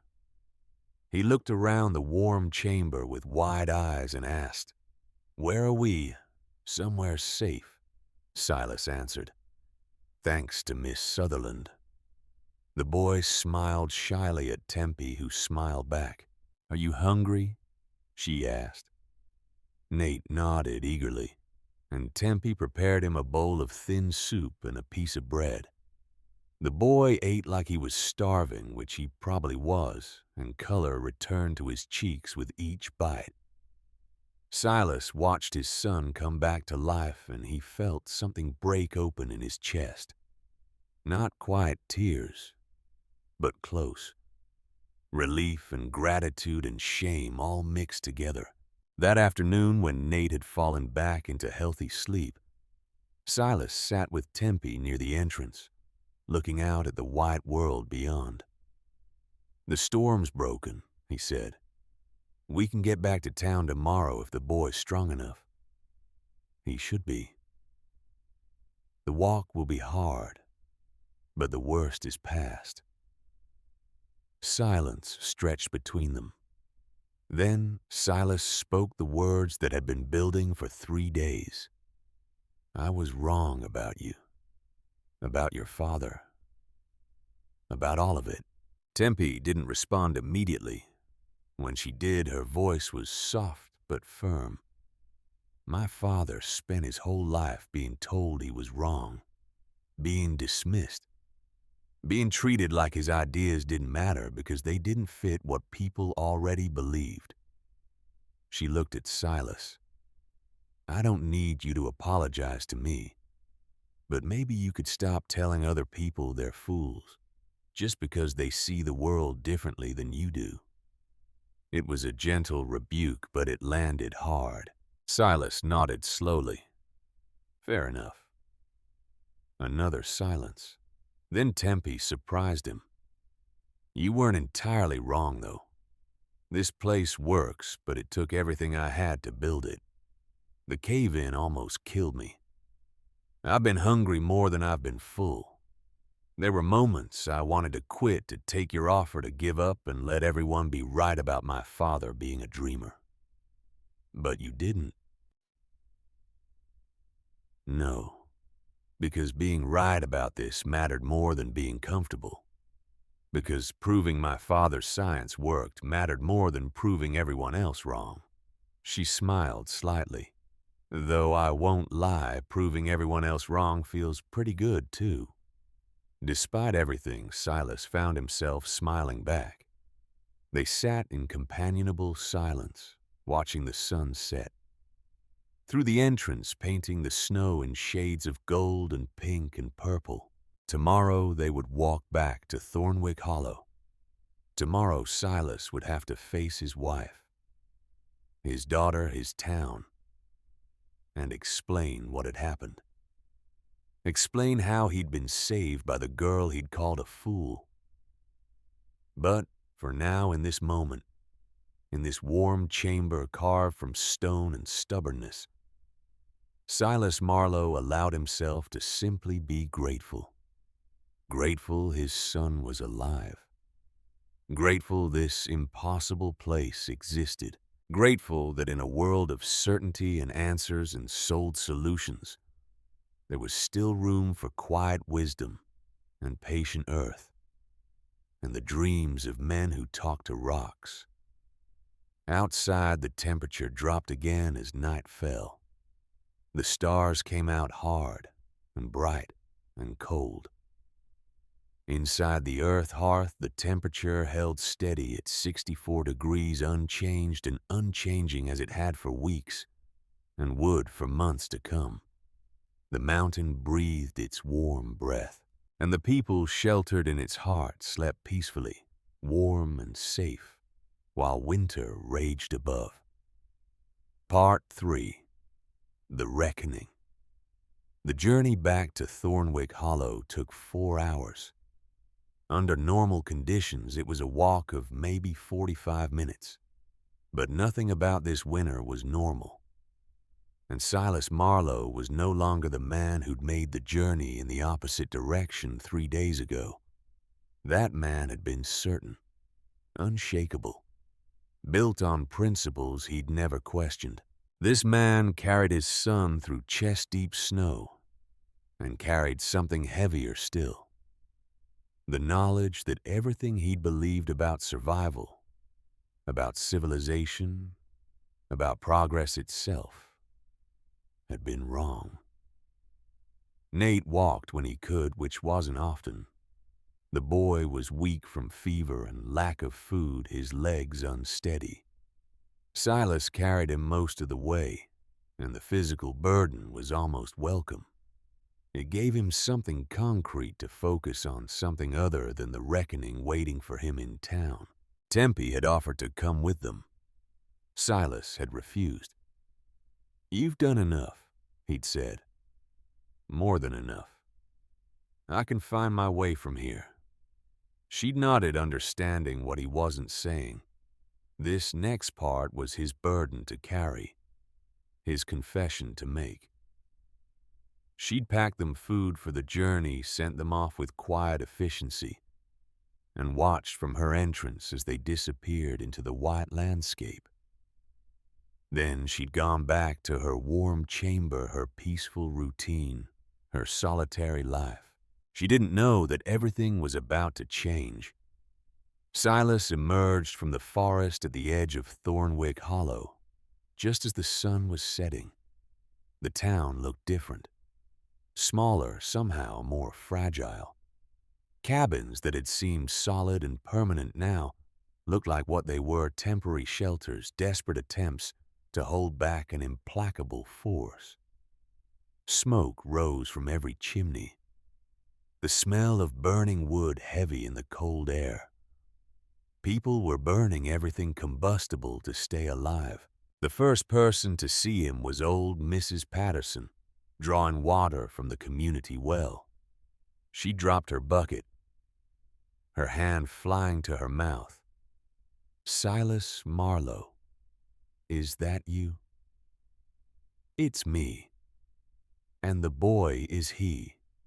Alive. Healthy." Word spread like fire in dry grass. Within minutes, people were emerging from their cabins, staring at Silas and Nate like they were ghosts returned from the dead. Cordelia came running from Marlowe House, Letty close behind. She reached them, pulled Nate into her arms, felt his forehead, checked his breathing. Tears streaming down her face. "He's well," she kept saying. "He's actually well." "How?" Silas met her eyes. "I need to tell you something. I need to tell everyone something. But first, let's get the boy home, fed, warm. Then we'll talk. Then we'll..." They walked through town toward their house, and people followed. Not aggressively, but with desperate curiosity. They'd all watched Silas Marlowe walk into a blizzard with a dying child. They'd assumed both were dead. And here they were, alive. More than alive, the boy looked healthy, pink-cheeked, clear-eyed. It was impossible. It demanded explanation. Inside Marlowe House, the contrast was stark. Even with the stove roaring, even with years of preparation and the best construction in the hollow, the house was losing the war with winter. The floor was cold. The walls were cold. Frost decorated the inside of windows. Nate, who'd spent 3 days in constant 64-degree warmth, shivered immediately. "Mama, why is it so cold?" Cordelia and Silas looked at each other. In that question was an entire revolution. That evening, Silas called a town meeting. It wasn't formal. There was no town hall, no official structure. Just word passed from house to house that Silas Marlowe had something to say, and would everyone who could spare the firewood please gather at the church. They came. Not everyone, some families were too low on fuel to risk leaving their stoves untended. But enough. 30, maybe 40 people bundled in every layer they owned, gathering in the church, where Reverend Clayton kept a fire burning in the pot-bellied stove. Silas stood at the front near the pulpit. He'd stood here before many times at town meetings and gatherings. He'd given speeches about preparation, about the importance of proper planning, about the superiority of modern methods over old superstitions. This would be different. He looked out at the faces watching him. Neighbors, customers, people who'd bought his lumber and his stoves and his certainty. People who were suffering through the worst winter in living memory, despite following his advice. He took a breath. Most of you know I took my son to the North Ridge 3 days ago. You probably assumed we died up there. I wouldn't have blamed you. I assumed the same thing about the Sutherland girl 2 months back. Murmurs rippled through the crowd. The mention of Temperance Sutherland's name was like dropping a stone in still water. She's alive, Silas continued. Thriving, actually. In a dwelling she built herself 60 feet into the mountain using her father's geological research and her own hands. Someone laughed. A harsh, disbelieving sound. Silas didn't react. I know how it sounds. I thought the same thing. I told her she was digging her grave. I offered her work shelter, a sensible alternative. She refused. I thought she was a fool. He paused, letting the words settle. I was wrong. The church was absolutely silent now. Her dwelling maintains a constant temperature of 64 degrees with 0 fuel consumption. 0. While we're burning through cords of wood just to keep our children from freezing, she's walking around barefoot in a simple dress. While we're fighting to keep drafts out and heat in, she's living in complete, constant warmth. That's impossible, someone said. Silas recognized the voice, Henry Carver, who ran the general store. I would have said the same thing. But I've been there. I've felt it. My son was dying of lung fever in this house in front of my stove, wrapped in every blanket we owned. 3 days in her earth hearth and his fever broke. He's breathing clear. He's healthy. Silas gestured to where Nate sat with his mother. The boy looked around shyly, proof incarnate. Reverend Clayton spoke up, his voice careful. Are you saying this girl has discovered some kind of miracle? Not a miracle. Science. Her father's science. Geothermal warmth. Thermal mass. Principles he tried to explain to us 20 years ago. And we dismissed him as a dreamer. Marcus Sutherland was a good man, the Reverend said, but his head was full of city ideas that don't work in these mountains. Except they do work. Better than our ideas. Better than our stoves and our wood burning and our constant battle against the cold. Silas's voice was steady, factual. We've built our entire approach to winter on one principle: generate heat to fight the cold. She built her approach on a different principle: stop fighting. Use what the earth provides. More murmuring, louder now. Some skeptical, some curious, some outright hostile. A voice from the back. So what you're saying, we should all go dig holes in the ground like animals? I'm saying we should stop dismissing ideas just because they're different. Stop assuming we know better than the land itself. Silas looked directly at the speaker. How much firewood do you have left, Tom? The man shifted uncomfortably. Maybe a week's worth. And when that's gone, I'll burn furniture, floorboards if I have to. And then, no answer. Silas turned back to the larger group. Most of us are in the same situation. We prepared. We did everything right by conventional wisdom. And we're still losing. Because conventional wisdom is wrong. My father knew it was wrong. His father knew it. The people who lived here before any of us knew it. They built their winter shelters half underground using the earth's warmth. We forgot. We got too proud of our saws and our stoves and our civilized ways. He pulled out Marcus Sutherland's journal, held it up. Everything we need to know is in here. The science, the mathematics, the practical application. I propose we use it. Adapt our existing homes. Dig winter rooms into hillsides behind our cabins. Build what the Sutherland girl is calling hollow hearths chambers that use geothermal warmth and thermal mass instead of constant fuel burning. And who's gonna teach us? Someone asked. You. No, her. If she's willing. Silas put the journal down. I'm not asking you to take this on faith. I'm asking you to consider the evidence. My son was dying. He's alive. I spent 3 days in her earth hearth. I've seen how it works. The science is sound.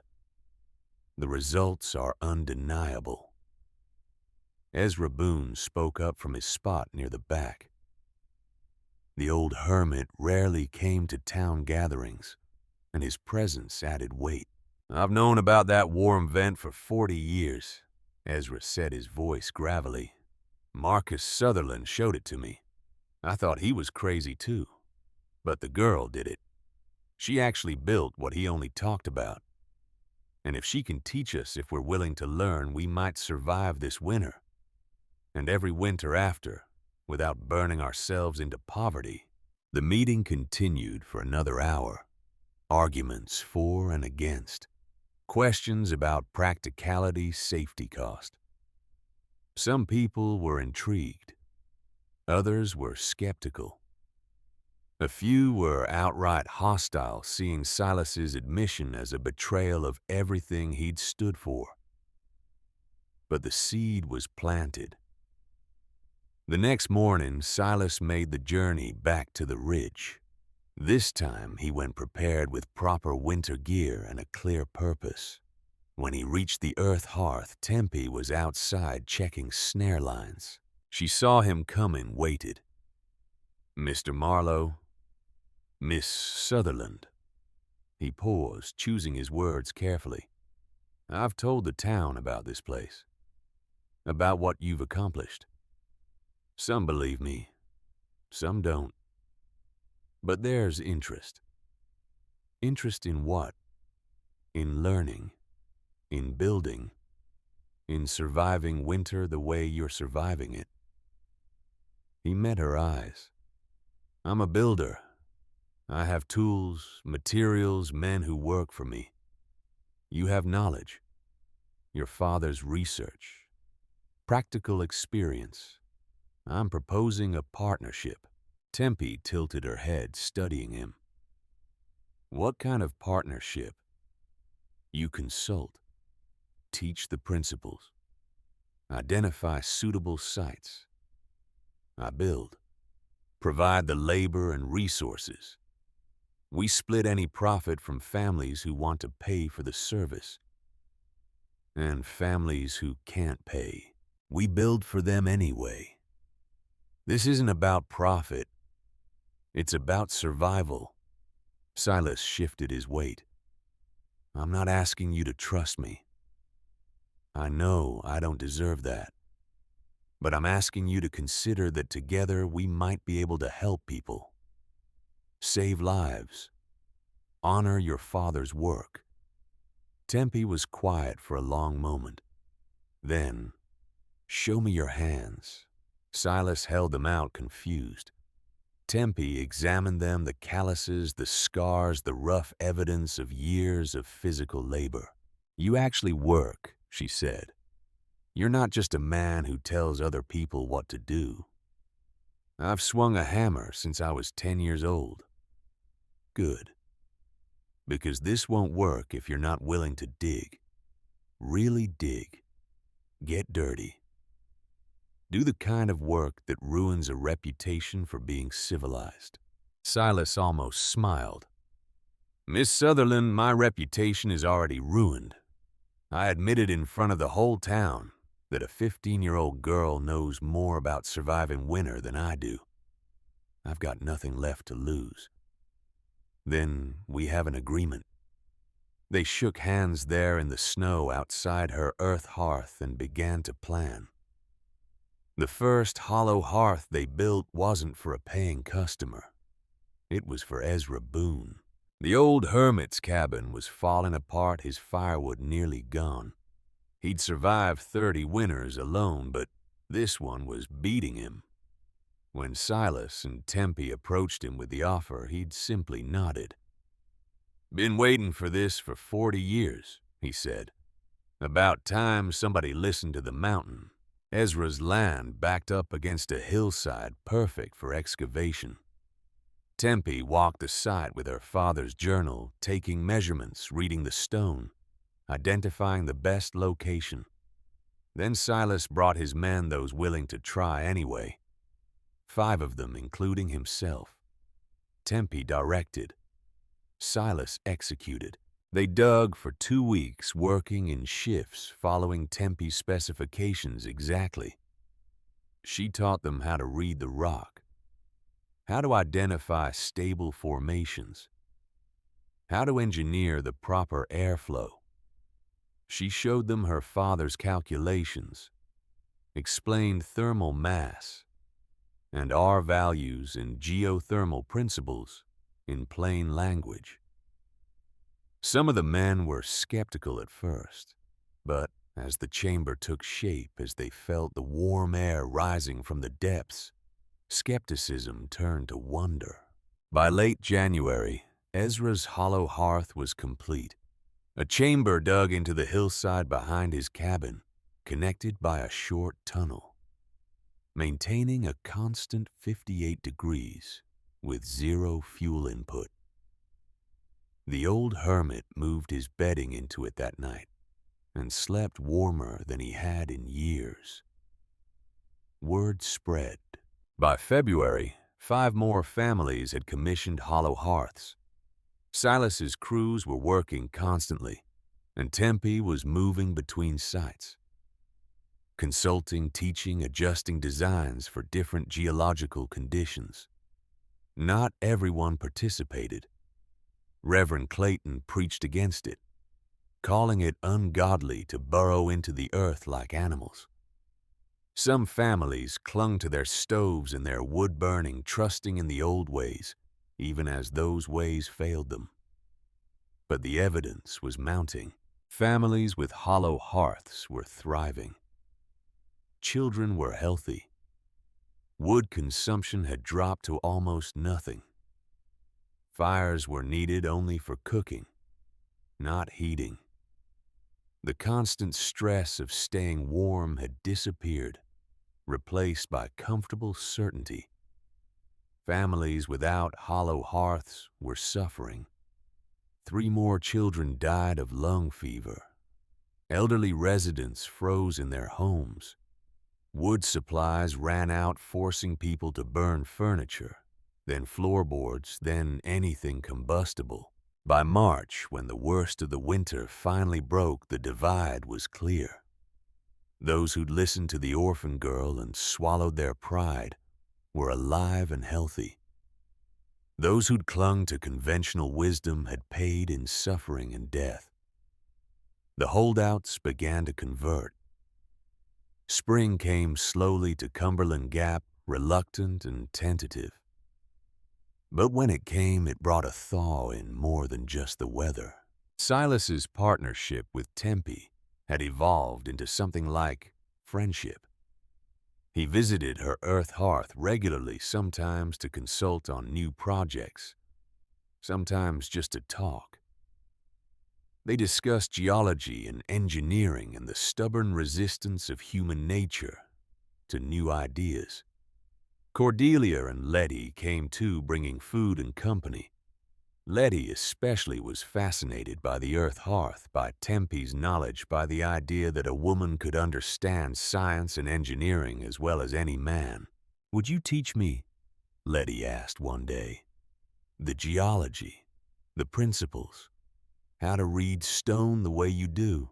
Tempe looked at the 17-year-old girl, saw genuine curiosity, real hunger for knowledge.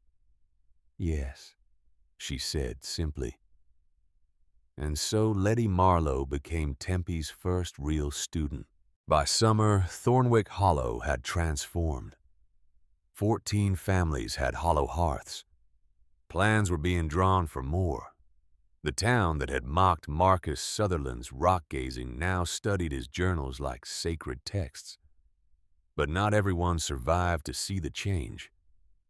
In early June, on a warm evening with fireflies dancing in the forest, Ezra Boone died. He'd been old, and the hard winter had taken its toll even in warmth. But he died in his hollow hearth in comfortable warmth, surrounded by the gentle heat of the earth he'd loved. Tempe found him the next morning when he didn't answer her call. He was lying in his sleeping niche, hands folded on his chest, face peaceful. On the small table beside him was a note written in shaky script, dyed warm. First time in 50 years. Thank you for remembering what we forgot. E.B. They buried him on a hilltop overlooking the hollow with half the town in attendance. Reverend Clayton said the words, but it was Silas who gave the eulogy. Ezra Boone lived alone for 30 years because he couldn't abide the certainty of civilization. He knew there were other ways, older ways, better ways. He just didn't have the strength to prove it alone. Silas looked at Tempe standing quiet and dry-eyed. It took a 15-year-old girl with her father's journals and more courage than sense to show us what Ezra always knew. The earth provides. We just have to listen. That summer and fall, the work continued. More hollow hearths, refinements to designs, experiments with different geological formations. Tempe consulted on all of them, never charging the poor splitting profits fairly with Silas on commissioned work. She remained in her original earth hearth, refusing all offers of a house in town, of comfort, of civilization. This was her home. This warm chamber in the mountain's heart, built with her own hands from her father's dreams. Other communities heard about Thornwick Hollow and its strange winter solution. Visitors came from other hollows, other towns, wanting to learn. Some were skeptical. Some were convinced. All left with copies of Marcus Sutherland's calculations and the knowledge that there was another way. The Ashwood Method, they called it, after the hollow's original name. But the people of Thornwick knew the truth. It was the Sutherland Method. Marcus's science, Tempe's courage. A father's vision made real by a daughter's refusal to quit. Winter came again in November, and this time Thornwick Hollow was ready. 23 families had hollow hearths now. The others had stockpiled massive quantities of wood, having learned from the previous year's near disaster.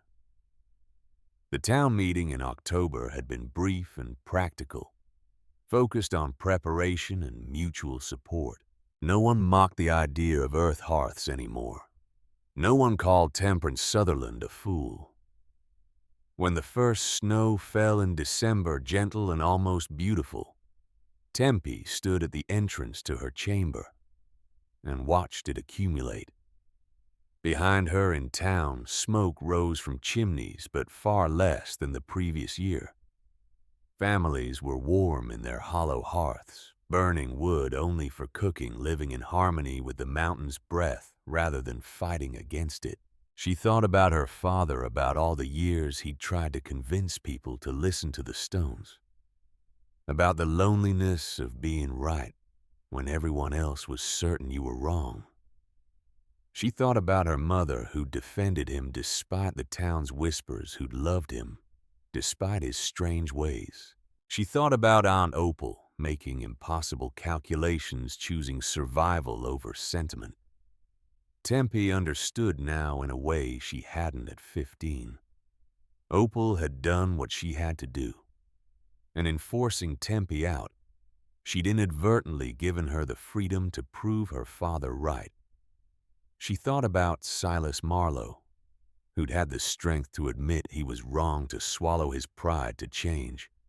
Not every man could do that. Not every man would.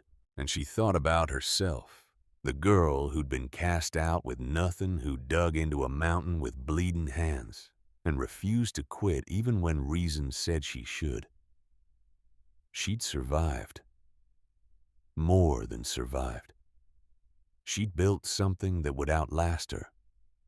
Knowledge that would spread. Wisdom that would save lives for generations. Her father's legacy. And now hers.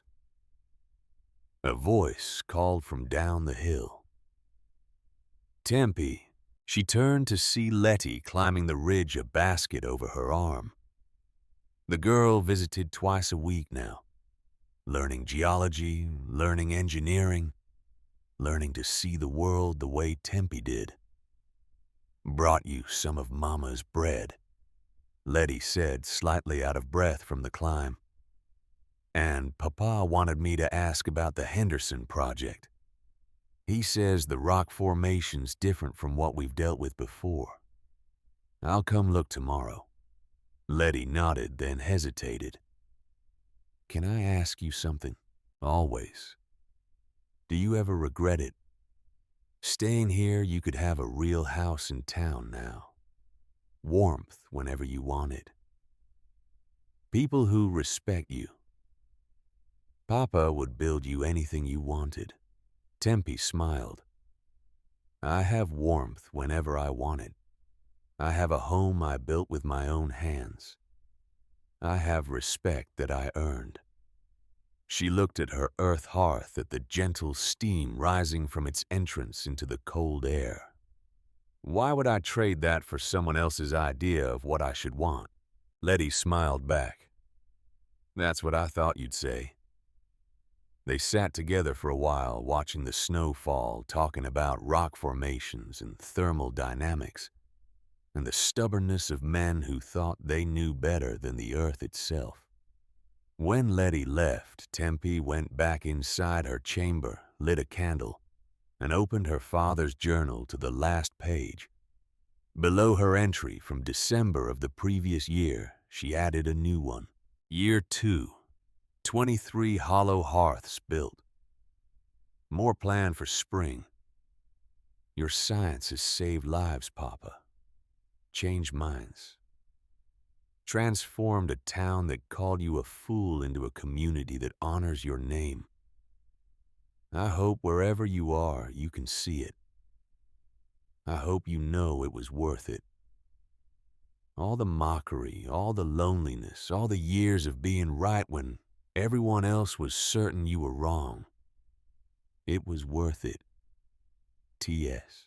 She closed the journal, extinguished the candle, and lay down in her sleeping niche.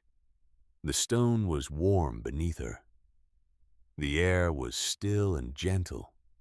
Outside, winter was settling in for another long siege.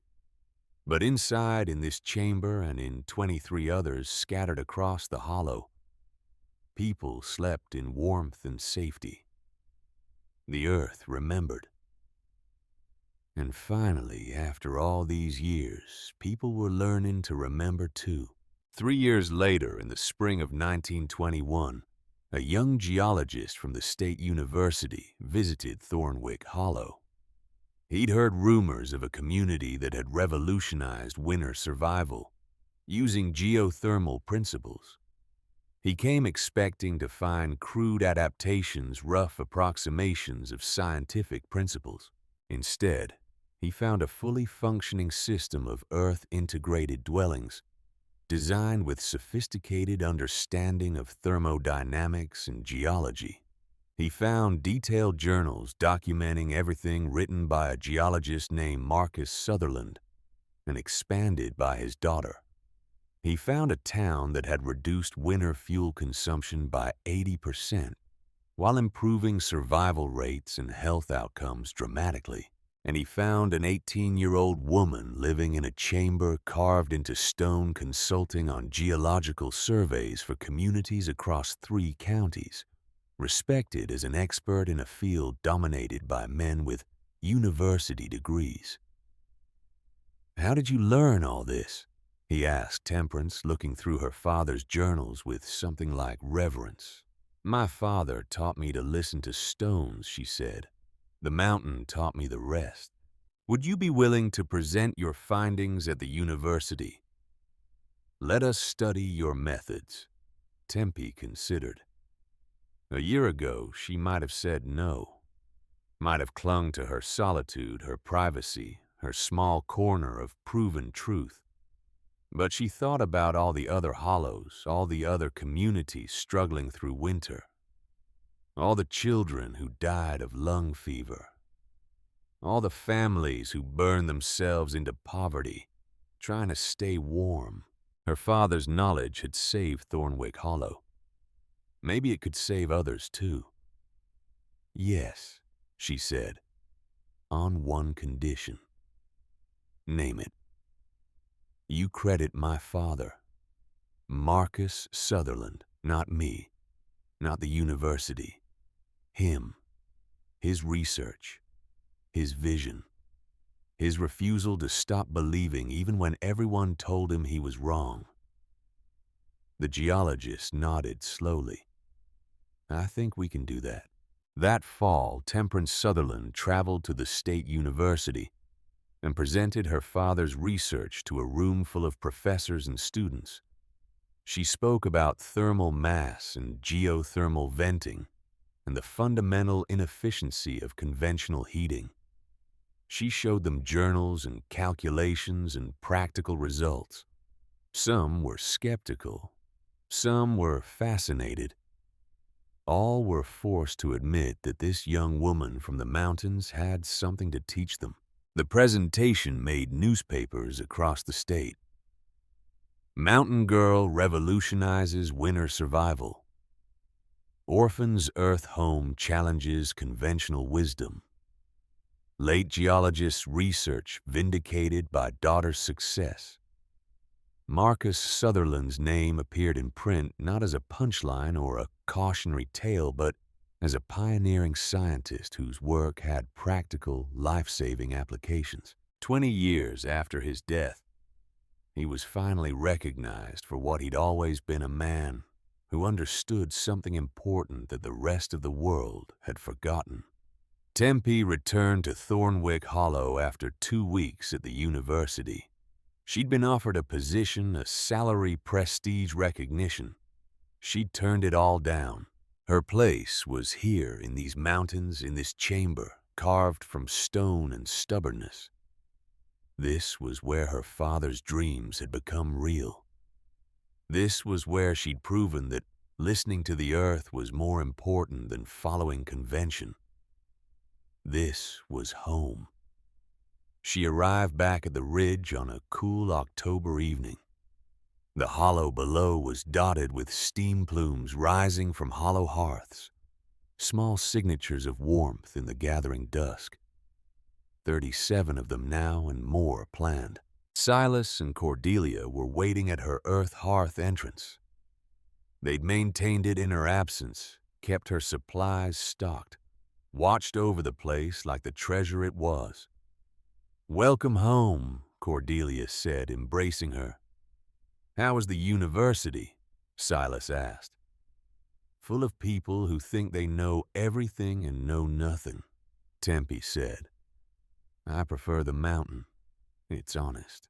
Silas laughed.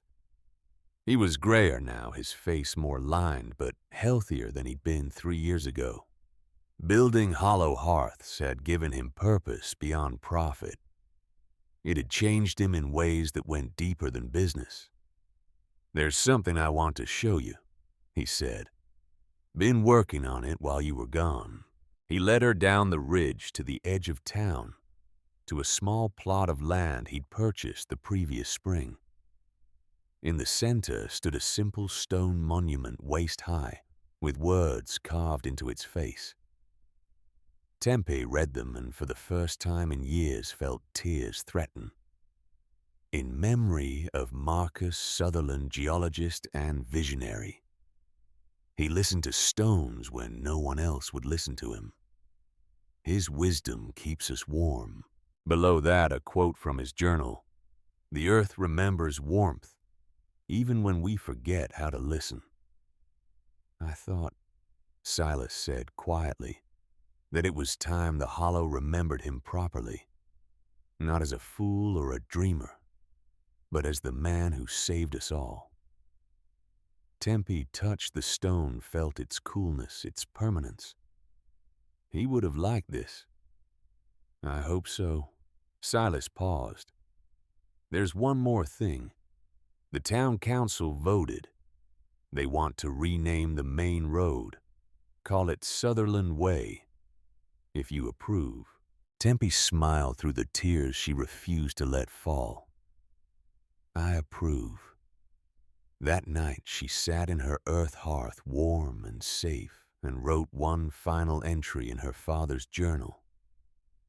They've built you a monument, Papa, named a street after you. The university wants to publish your research. The world is finally listening to what you tried to tell them 20 years ago. I wish you could see it. See how many lives your work has saved. How many children sleep warm because you refuse to stop believing in stones. But maybe you can see it. Maybe wherever you are, you know that you were right. That all the mockery and loneliness and dismissal was worth it. Because truth doesn't stop being true just because people refuse to believe it. You taught me to listen to the mountain. I did. And it taught me to be as patient and as stubborn and as constant as stone itself. Thank you, Papa, for everything. Your daughter, Temperance.